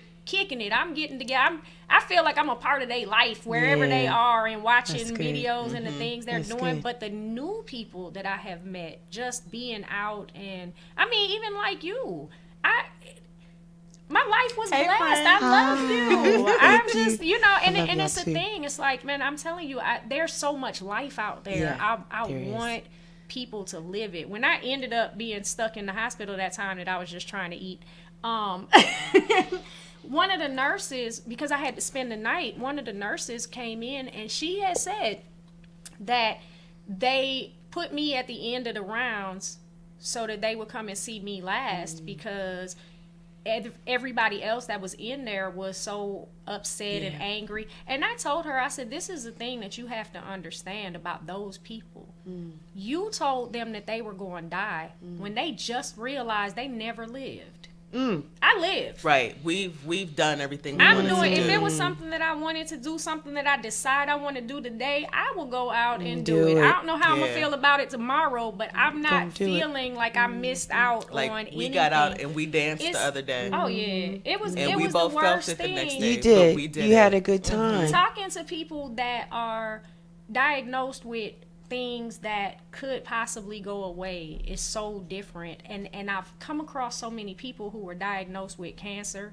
With cancer, you have options. You're either going to get better or you're going to die. I'm going to die. Whatever Yeah, that's happens, always gonna be the end that result. is the end result. I'm going to die. The question I is accept just that, when. and I'm here and I'm living, and I don't know what's going to happen when I leave here, but I know that right now this is where I'm at, and this is what I'm doing. So we're I going to accept enjoy that this and moment. appreciate We're going to that. smile. We're going to Yeah. laugh with you, and It's we're going to powerful. talk and To discuss. hear somebody say that they were diagnosed with an illness and then they decided to go live. See, like I said, I You did should things. always I live. did Yeah. things that I will never be able to We're do living. again Anymore, And yeah. being that I have to be thankful for the fact that I took the opportunity to have the experience, Yes. because I cannot. You cannot. I want to talk about, we talked about this before we got started. You ladies have not had a full-time job since when? Like, you haven't had, because when you discovered the illness, you guys were sharing a little bit about that for me offline. It was like Let's see. the job, right? You can't get the time I off. Let's stopped talk about that. I stopped the first time in 2001 when I was diagnosed. Right. Then I went back in 2002 for like about 6 months part-time. Okay. And I had to quit. And then probably about 6 months later, I went back again part-time. I had to quit. And at one point, because I was dealing with issues in the marriage, I had to go back full-time. I worked about a year, a little over a year. And that's when I realized the prednisone had damaged my hips, and I had to get both of my hips replaced. I got one replaced, and then I just didn't go back because I knew I had to have the other one done. And this last time, I worked for maybe a year part-time. Okay. And I had to stop again. So, like, I can't go back to work full-time. I know this, but when I was told the first time I had to stop working, I was in a doctor's office. Yes. And I was like, well, what am I supposed to do? Because I had a job since I was 16. I've always had money in my Right, pocket. right. I braided hair. I did, Right. I always had money. Right. So if I don't work, especially as a black woman, we're just always taught Always, you take you care of have to yourself, do. you work, You you have do. your own money, You you know, do. you have a career, you go to college. Yes. So if I can't work, what am I supposed to do? Right. Like before I left the doctor's office, they had to have me an appointment with a therapist because lupus didn't break me down. Not being able to go to work broke me down. Yes. People don't Wow. understand I that. broke down. Wow. in In the doctor's office. Yes. Lupus didn't break me at all. Her sitting there and saying, you know what, Miss Russell, cannot do you cannot go back to work. work. And I was like, because we don't realize how much we are our identities, our public persona, what we do. You know, my goal at that time was I was saving up money. I worked in retail for years. I was opening my own gift shop. That was what Your goal. I was Had a working plan. on That doing. was your goal. I had a plan. Yeah. All of a sudden, all that saved money, I'm giving Out to the window, 'cause doctors. it's I'm all doing to for the medicine. doctors. Yeah. I'm worried about whether I'm going to wake up the next The morning. next day. You know what I'm saying? So Yeah. yeah, it was. Yeah. You go from having a full life to like the rug, the foundation, the stones, the dirt, everything you stand on is just ripped from under you, and you're looking there like, huh. And that's where you make What do your I do decision. now? Or Yeah, if and you're that's gonna when you- stay there, yep. or if You're you're gonna gonna keep You're gonna make move, moves and that to do that's when your something decision different. has to be made. Am I going to live, or am I going to be a victim? Now, do you do your mentoring through a program, or this is just you I sharing? do it on Facebook. I share stuff Okay. on my page. I do a Okay. lot of stuff. I'm friends with a lot of people that have lupus, so they Yes. inbox me. My family, friends, when they meet people, they send them to me. Same here. Yeah, you know, like a lot of like I'll get a lot of guys who will talk to me and they'll be like, well, can you talk to my mom? Can you talk to my aunt? Can you talk to my sister? And what I've learned a lot of times is I tend to accept, my page is open. Yes. I tend to accept a lot of friend requests, and the reason I do that is because a lot of people aren't ready to say they're sick. So they've heard me, they've seen me, so they'll just send me a friend request, and I just accept it. And I don't And ask wait them any until they questions, decide and to say. and I wait. And the majority of them at some point have reached out to me, and some for a fact I know that they're sick by certain things that they post on their page. They've never reached out to me, but I know that they're on my page, and they'll They're like getting what they stuff need every from you. once in a while, and whatever it is that they need, they're getting it from me. So I'm very open and very transparent about having lupus. I talk about when I have good days, but I also talk about when I have bad days, because a lot of times people look at me and they're like, oh, you're never sick, and how do you do it? not Because it's not that, yeah, it's not true. There are lots of times that I'm sick or I don't feel well, but a lot of times it's how you handle it Okay. that gets you through. Right. It's a lot Okay. of mind over matter. It really, Absolutely. really is. See, my job situation is a little bit different because Okay. I had started a business so early. I haven't had, my reason for not having a full-time job is different. So the full-time job, we won't even count that. Okay. After getting diagnosed with the lupus, I had always had a part-time job, but the only reason I worked the part-time job was because I needed the benefits. Okay. Like that was really the only Okay. reason I went to work. And My that's business why a lot of is people successful work, because they need the and I benefits. did, and you already know. Everybody who knows me knows. If you see me out, I'm knitting. I'm working everywhere All I the go time. to, and what I'm doing. That's In I'm dark, working. in little dark in corners. the dark, in the corner, for real. But knitting. I knit a whole blanket at the movies the other day. I don't. She really Like, did. I really did. She was like, oh, my So- blanket is almost done. Yeah, and that, as far as that goes, like I work, and the thing that hurt me the most was when they diagnosed the rheumatoid arthritis, because I need my hands. When she said that them telling her that she couldn't work Yeah. broke her, them telling me that I would not, that at some point in time I'm not going to be able to use my hands, makes me work harder, because I don't want tomorrow to be the day that I can't Right. do what I do. Right. Because this is what people go out of their way, live life trying to figure out what their dream job is. I've been doing it. I've been doing it. And she's very good She's at it. very good And the at it. fact that somebody would tell me that there's going to be an occasion where I want it to be the 80-year-old chick sitting outside yelling at the kids, get out my grass while I'm knitting blankets, and now I'm just going to have to yell at the kids. But I'm putting out the energy that the doctors don't know what the hell. Yeah, they're they don't know talking what about. they're talking Like, about, because and- I'm still doing it. And we do that a lot. Yes. Like we say a lot, the doctors don't know what the hell Right, they're they talking don't know what about. they're saying. And that's sort of how we live our lives. Right. Right. But right. You like have to. In 2005 of being diagnosed with the lupus, every person that I spoke to told me that I needed to stop going to work.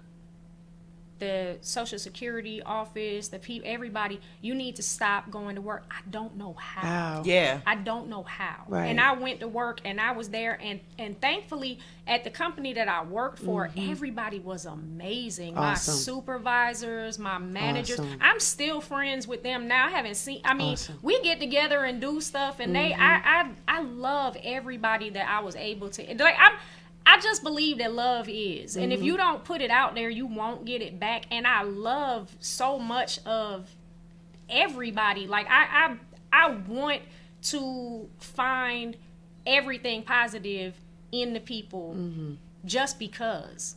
Even in the middle of all of their negativity, I'm still handing out hugs. I walk up to strangers and I'm hugging people because you look like you having a bad day.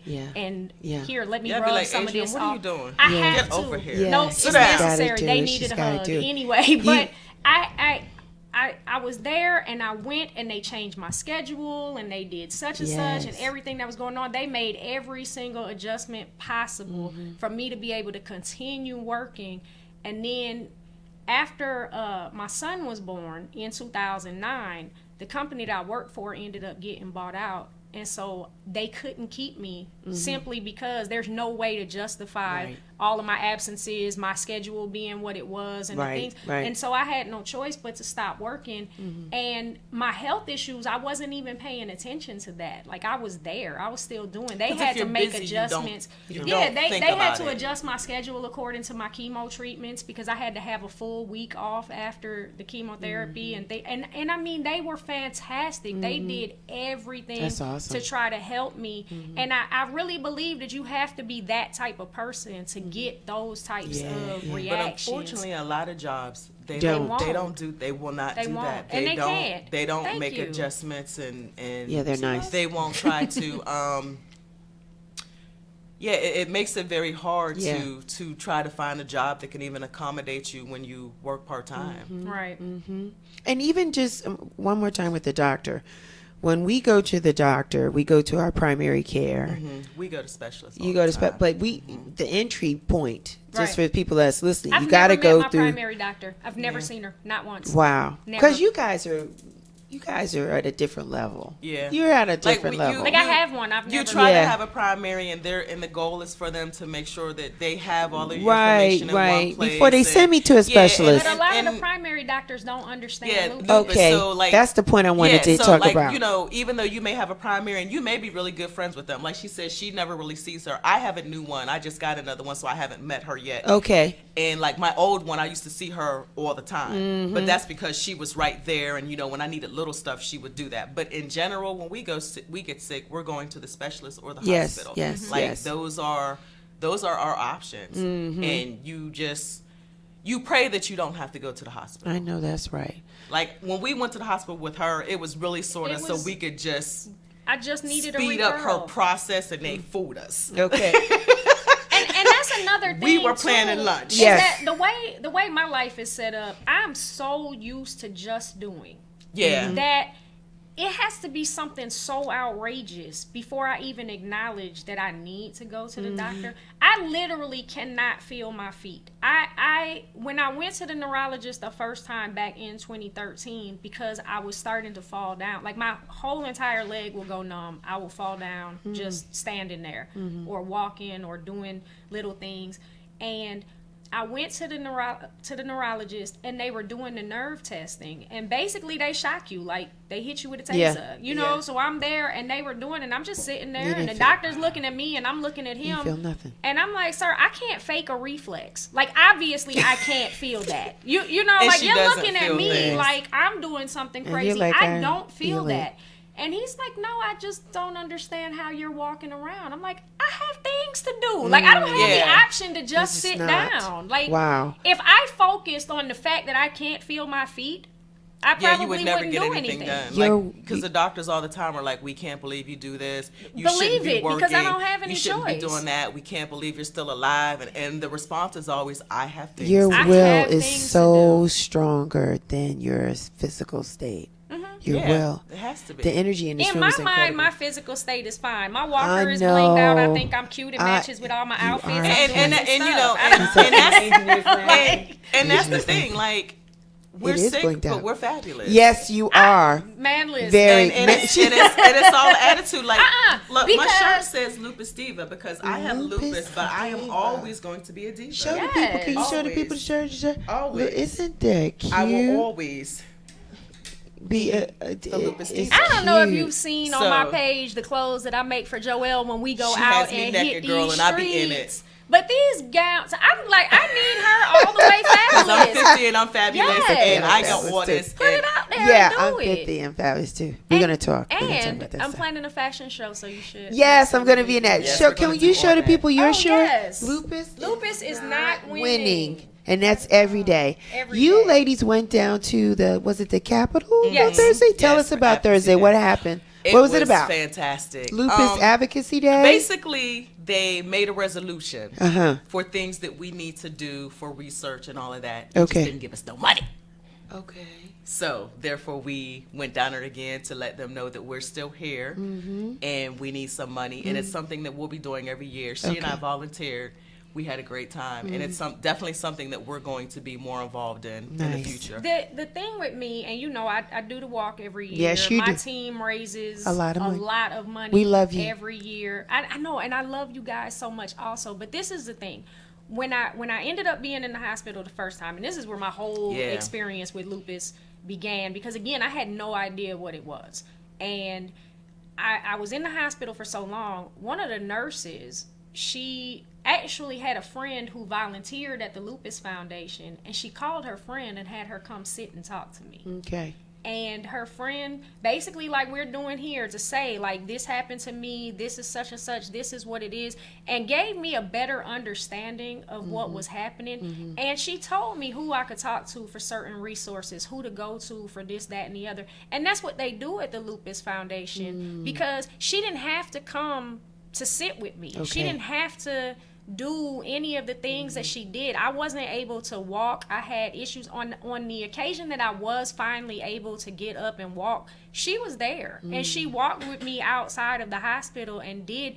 And my stepmother and one of my younger sisters both were diagnosed with breast cancer, and I know that they do a lot of things with their struggle and stuff. But way back in the day, there were so many things about the foundations that Right. were out there for breast cancer, and how the money wasn't going to this, and how the money wasn't Yes. going to that. Yes. And my thing is that I know that the money is going Okay. to what they Yeah, say they it do is things going for the to, community. Okay. because help. they are out Okay. there and telling people where you can go, who you need to Okay. talk to. They That's give good to know. resources for where you can get medications That's good. cheaper. They're doing, and basically what happens is there are a bunch of different laws that affect people that you wouldn't know that it affects you if you're not in the situation where you need it. Last year, when we were there was a thing they were trying to get approved for the Family Medical Leave Act, because it only covers certain things, like a parent being home for a child, but it doesn't cover the child being home for a parent. And it does, and that's the thing though.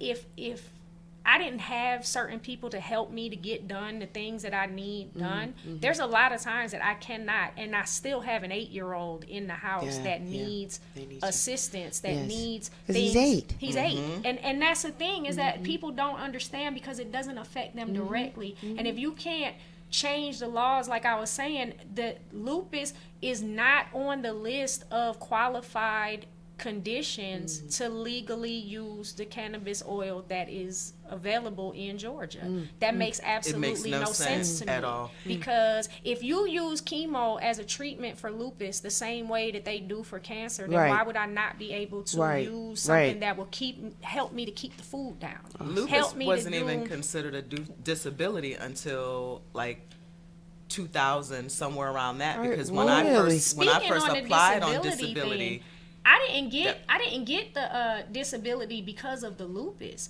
I got disability because of the blood disorder that I Okay. have. Everything because else. of absolutely Everything everything else. else. And I am documented as having total and permanent disability. I cannot go anywhere and work. I'm not going to go Yeah, up she for can't. review at some point in time and have them Right. say You're- that you're- you can go back to doing. Yeah. I can't. they still review me because She gets mine reviewed. was for lupus, and it was crazy because technically because my kidneys failed, I automatically should have been approved, and I wasn't. It took me 2 years to get approved, and they review me on a regular basis because their whole attitude is they're really trying to send me back to work because again lupus was just added Even with the in kidney 2000. failure aspect, I have they documented me as having chronic kidney failure.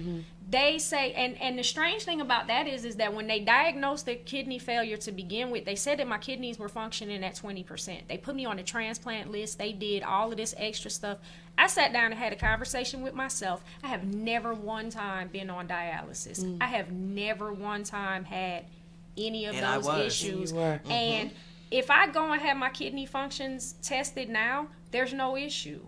It still documents, because it's possible that something can happen later on down the road. But I don't have that problem anymore because I refuse to accept that this is my living. But when I was applying for the disability that I really didn't have any other choice to do, they told me that because I had chronic kidney failure and not end stage renal disease, that I didn't qualify on the kidney issue.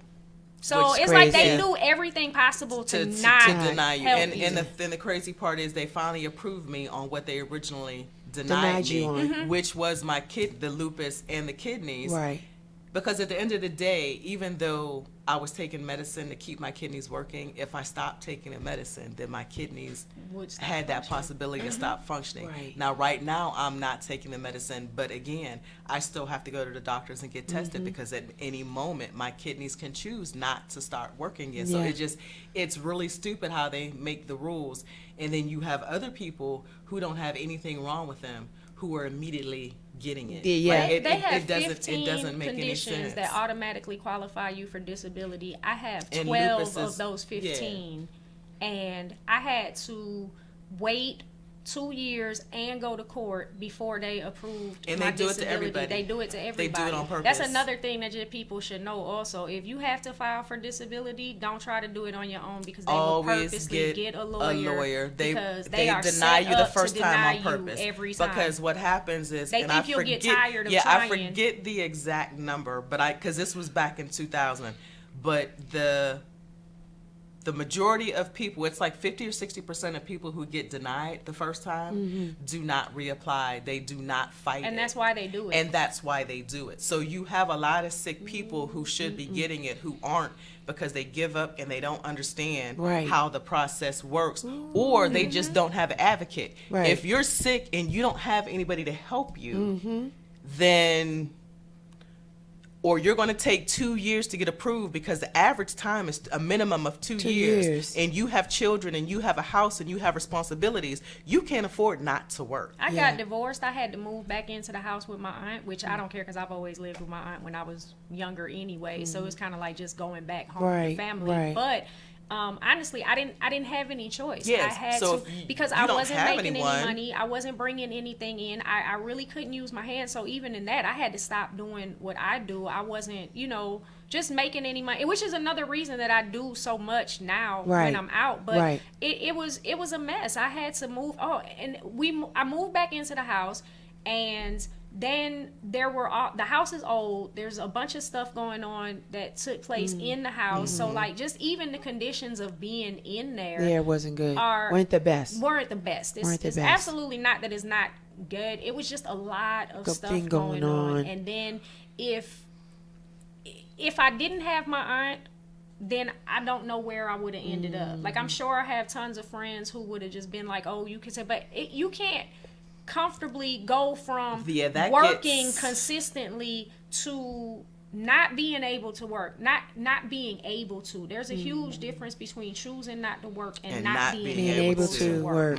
And when you're not able to work and then you feel like you're being a burden, it's not me. It was never just me. At any point in time, I told you my first son was born when I was 18, the other one when I was 35. It was never just me. Right. I'm having to I'm bringing a kid. I got 2 mouths that need to be fed. Yeah. So you got some and dynamics. You're not always going to find people that are going to do that. Be able to do that. They barely and want even you. If they can, they're not going to do it for long periods of time. They're not going and you have to respect that sometimes, because sometimes people just can't. Everybody has their own issues. That's true. Exactly. And they can only help you with yours for a certain amount of time. Tolerance and bandwidth and everything else. Another thing also that I have noticed is just in being in the situation, like, I can't do things some days, but I don't think that anybody really grabs onto that. Like I have to tell my son sometimes that I need him. You know, he knows how to get certain things if he needs to make something quick to eat or whatever, because I can't make it there to do. He has to do those things for himself because I can't do it. But, you know, in that, it's just like, you have tons of people that could be sitting there all day long, and because you don't look sick, they don't understand why you can't just get up and go do it. You can't explain to an 8-year-old. Like when I ended up going to the hospital, and Joelle had to go back to the house to pick some stuff up for me. He was like, "What do you mean you're not coming home? We're supposed to be doing whatever for the school. Like, you being sick don't move me. I got stuff to do, mommy." And Miss Joelle says she can't take me. So what are we doing? And it's legit. I can't be mad at him. You are absolutely correct, sir. I'm supposed to hold that down. Yeah. And unfortunately, at this exact moment, I was not able to do that. Tell me about your business. Ace's Custom Clothing. Tell me about clothes. You do. I make clothes. Beautiful I knit, clothes. I sew. I crochet. I can't draw, but if I can, if I have an idea in my head, I can put it together. So a lot of people will come to me and they have design ideas, or they'll have pictures of something and whatever. The thing is that I won't do that either.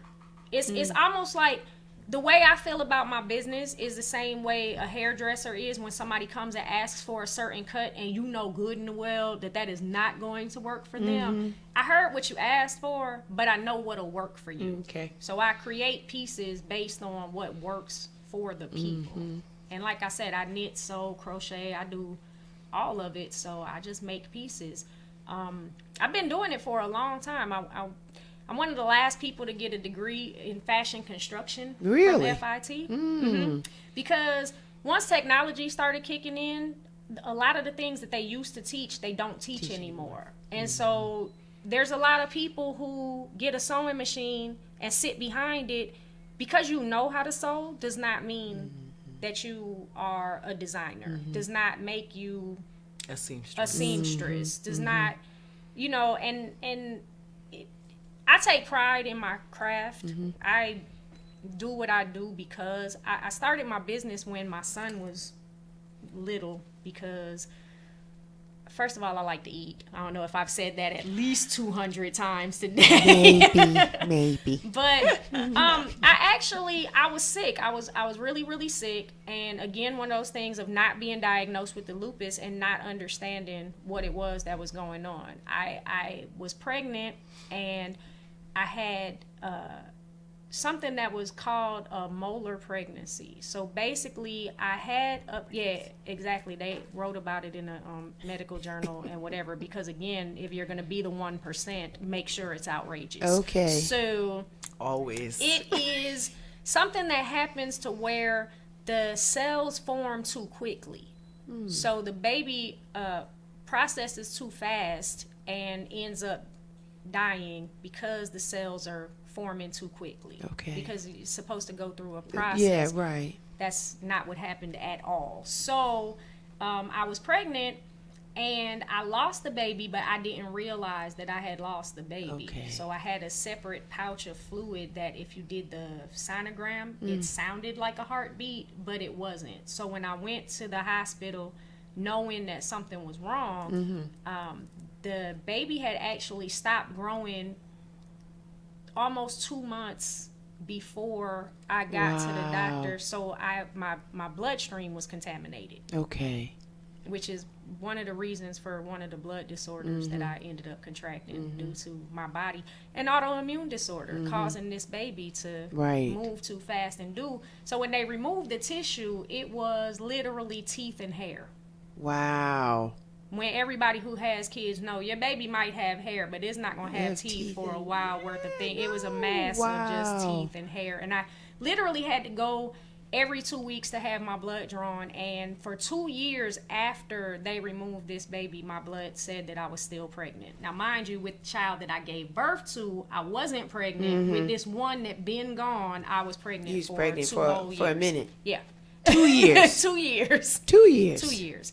So I was sick, had a bunch of different things going on. My sister-in-law took absolutely wonderfully fantastic care of me. And I went to a daycare. because I needed to have daycare to be able to work.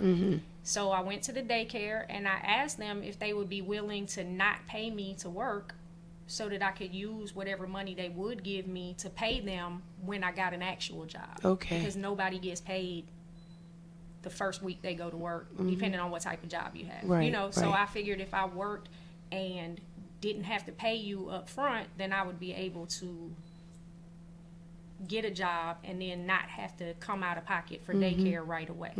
While I was there, one of the pre-K classes, I think it was Head Start back then, it wasn't pre-K, but one of the Head Start classes were getting ready to have a little graduation ceremony, and I was like, oh, can I make the kids graduation robes? So I did that. I made graduation robes for the daycare kids at the daycare my son was going to. And when parents started coming around and were like, oh, you know, showing pictures and things like Yeah. that, all these daycares started calling me and asking me to do. Nice. Yes. Nice. I would be glad to, do that. Nice. So I started doing that, put some money aside, did a few things. I started making a few costumes for off-Broadway play. Nice. And yeah, I just was out there and started doing things. And then I make all of my own clothes when I go out, when I'm doing anything. But I made clothes ever since I was little. I made a couple of dresses for some people that I went to high school with, like when we were in school, just doing different things. It was Just stuff. yeah, I was doing a bunch of stuff. I was out there. I love it. I love creating things and doing. So And you're I was good out at it. there. You're good at it. How can people find your business?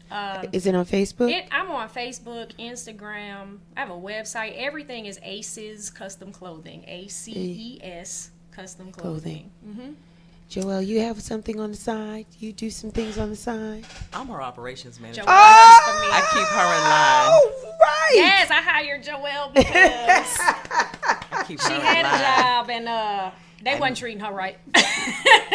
Nice. And I had to go. You know, you're dealing with disability. Yeah. They only let you work so much, and it was just, I needed to get out on my own and do what I wanted to do. Right. So I got And Joelle out in these streets. we had met a couple times, and we really clicked. Yeah. And actually, it was funny. The first time we met, she didn't remember meeting me because I already she was told high.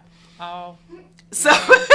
So we're in a social group together. So we were interacting Okay. on different things, and we found out, you know, we both had lupus, so we would talk about that sometime. And then one day she had posted that she was sick and she wasn't feeling well and she had an aide. So I inboxed her and I was like, you know what, I'm not going to work today. Let me get you some food and come over. And like, we've just been thick as thieves. Man, How long all has you that got to do been? is feed me one How good long time. has it been? Well, Oh. God, that was the summer. Like, Yeah, Last summer? yeah, Nah, like it was the before beginning. then. I mean, because before then we always talked, but Yeah. No, we met at the Lupus Walk last year. 'Cause you yeah, came and sat yeah, with but I me. mean, this summer was Yeah. when like she We had actually- said she was sick, and I was like, you know what, let me come over and make sure you get Yeah, fed. we Wow. sat and stuff. talked during the Lupus Walk, and then after that, you know, again, we interacted a lot in this little group. But that one Yeah. day, she was like, "Oh, can I come?"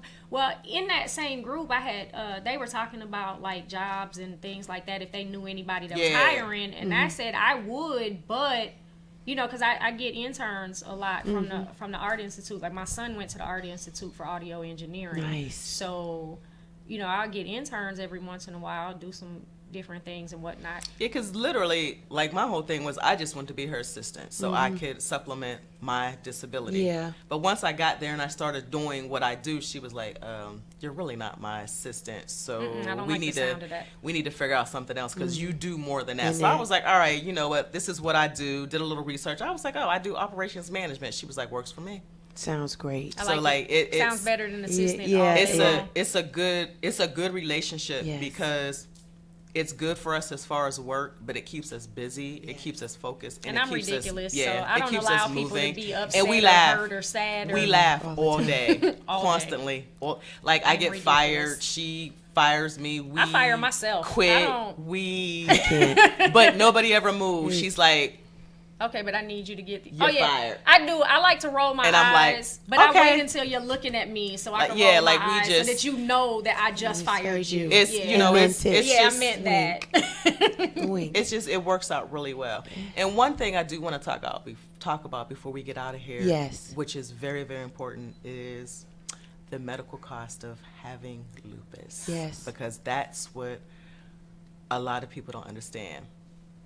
Just from me getting my hip replacements, because the prednisone destroyed them, I have about $300 worth of work in my hips based on the titanium, the doctors, the hospital, the medicine, the rehab, the doctor's visits, and everything else. Having a chronic illness is extremely expensive.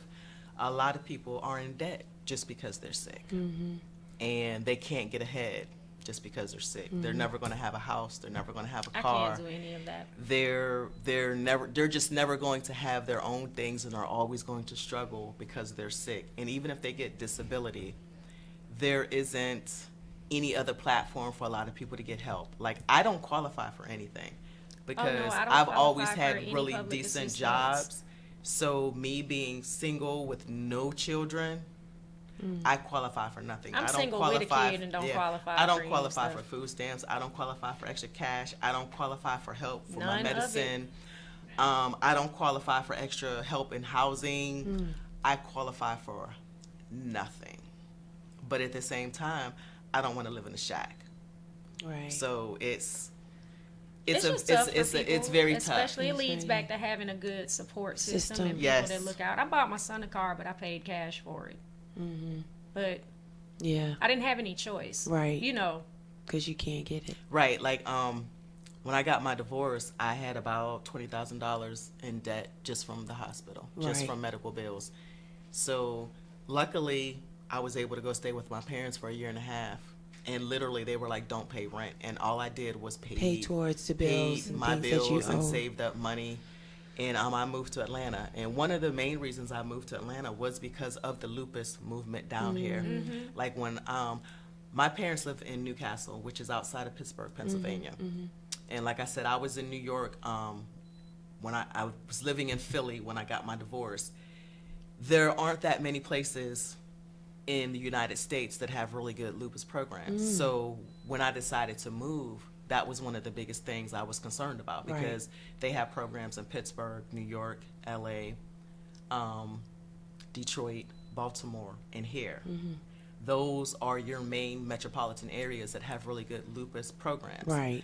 Once you move outside of those areas, then it's not, Okay. it's not really anything. So that was one of the main reasons that brought me to Atlanta, the fact that lupus is a big deal down here. It's a movement. Like here and in Northern California, they have really big major movements for lupus where they're trying to do things. Like they have walks. Atlanta's usually in the top 3 when it comes to the walks. So it's usually between New York, Atlanta, Northern California, and a few other places. But Right. this is one of the places that they're really focusing on lupus. Like we do the walk here. You find a lot of charities here. They do the basketball charity. They raise a lot of money here. They do. Money. You That's good.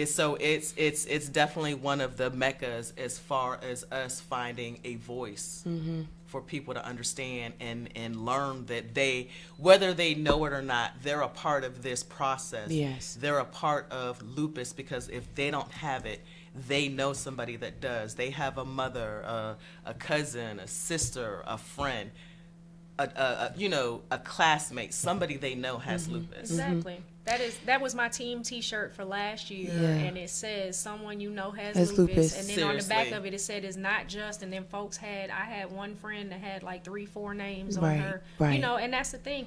There are so many people out here that have lupus that have been diagnosed that don't speak on it, And they'll never and they say won't anything. say They won't say anything. anything. They won't And a tell lot of them people. have a good reason, because like I said, a lot of jobs, if they Will know not- you have yeah. lupus, they're going to try to find a way to get rid of you, because your medical bills are going to be high. You're always going to be going to the doctor. Doctor. So they're always going to be paying out for you. My one job tried everything to get rid of me. They were lucky at one point. I just had to leave because of whatever reason. Right. But once they realized, they tried to get rid They of wanna me. get rid of you. And if they find out, they will do everything. They will start giving you bad reviews. They will start On doing purpose. things to make you leave, or so that they can fire you. It's standard practice. Ladies, today was so Informational. My mind is blown. Typically, I take a break. I don't even know if you guys noticed. We didn't take any breaks I today. noticed, yeah. Because I was waiting for you to say break. 'Cause I've done this a few times. I was but- like, I just felt like while we were here and present, I just wanted to go with it. So I apologize for that. That's fine. Because I just didn't know where would be a good time to break because it was just good. And I thank you both. We learned. Thank you for Thank you. having us. Oh, no. Because we want to educate. Yes, yes, Always. yes. I'm going to ask and recommend that people go to my Facebook page and get this and listen to it, break it up in pieces. We covered everything. I think we covered a lot of information today. And again, it's all about the empowerment piece. We want to empower people with information because a lot of times we don't know. Right. So we know a dictionary term, what lupus is, but we did not know the different degrees, what you guys go through, medical terms, drugs, medicines, lifestyle, work, everything, doctors, everything. We covered it all today. And I thank you ladies so much for just being transparent and sharing. I'm glad you guys are here because it's every day. Yes, every It's day. every day. And we get up and we say, we're up. Yes. We're alive today. Yes. And we're already winning. And Yes. we're winning. We're winning every day. We're winning. We've done what we needed to do. And that's getting up. And everything else is icing. It falls in. Yeah. It falls into place. Waking And it up tastes started it. so There we good. go. I Wow. don't care if I don't do anything else Woke today. up. But eat. She's going to Yes. eat. Oh, yeah, I'm going to eat. So we're going to wrap up so she can go eat. Because she was talking about eating the But whole we time. already have We our already plans. discussed it. We already Plans. made plans. Right. So I'm going to talk a little bit about me. Hi. Real Chicks Rock. So you know where I am everywhere. Right? I say that all the time. I'm on Instagram. I'm on Twitter. I'm on Facebook. Again, if you're friends with me, even if you're not friends with me, I typically keep this show public so you guys can get it, watch it over and over again. There was a lot of information discussed today. I don't want anybody to miss it. Give me a couple of days, like 24 to 48 hours. We're going to have this out on the Real Chicks Rock YouTube channel so you guys can listen and learn and be empowered. Be empowered. That's what it's all about.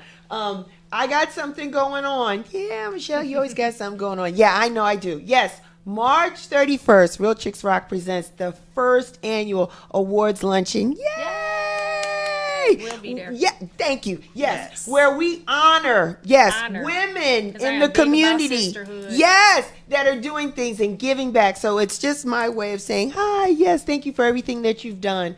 We see you. We're going to honor our own. So we're going to honor Anana Harris Paris. We're going to honor Linda Lee Osborne, and we're going to honor Monica Thornton. Our mistress of ceremonies is Shantae Lagan. Yes, yes, yes. We will start at 11. We'll end about 1 or 1:30. Tickets are on sale now on Eventbrite. I might do some specials. Just talk to me. I might do a special here or there because we want you in the building. So please go to Eventbrite, get your tickets now. It's March 31st at the Philip Rush Center in Atlanta, 11 to 1. We look forward to seeing you.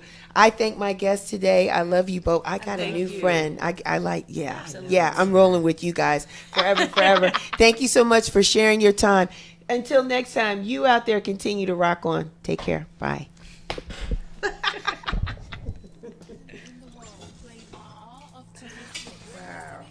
So,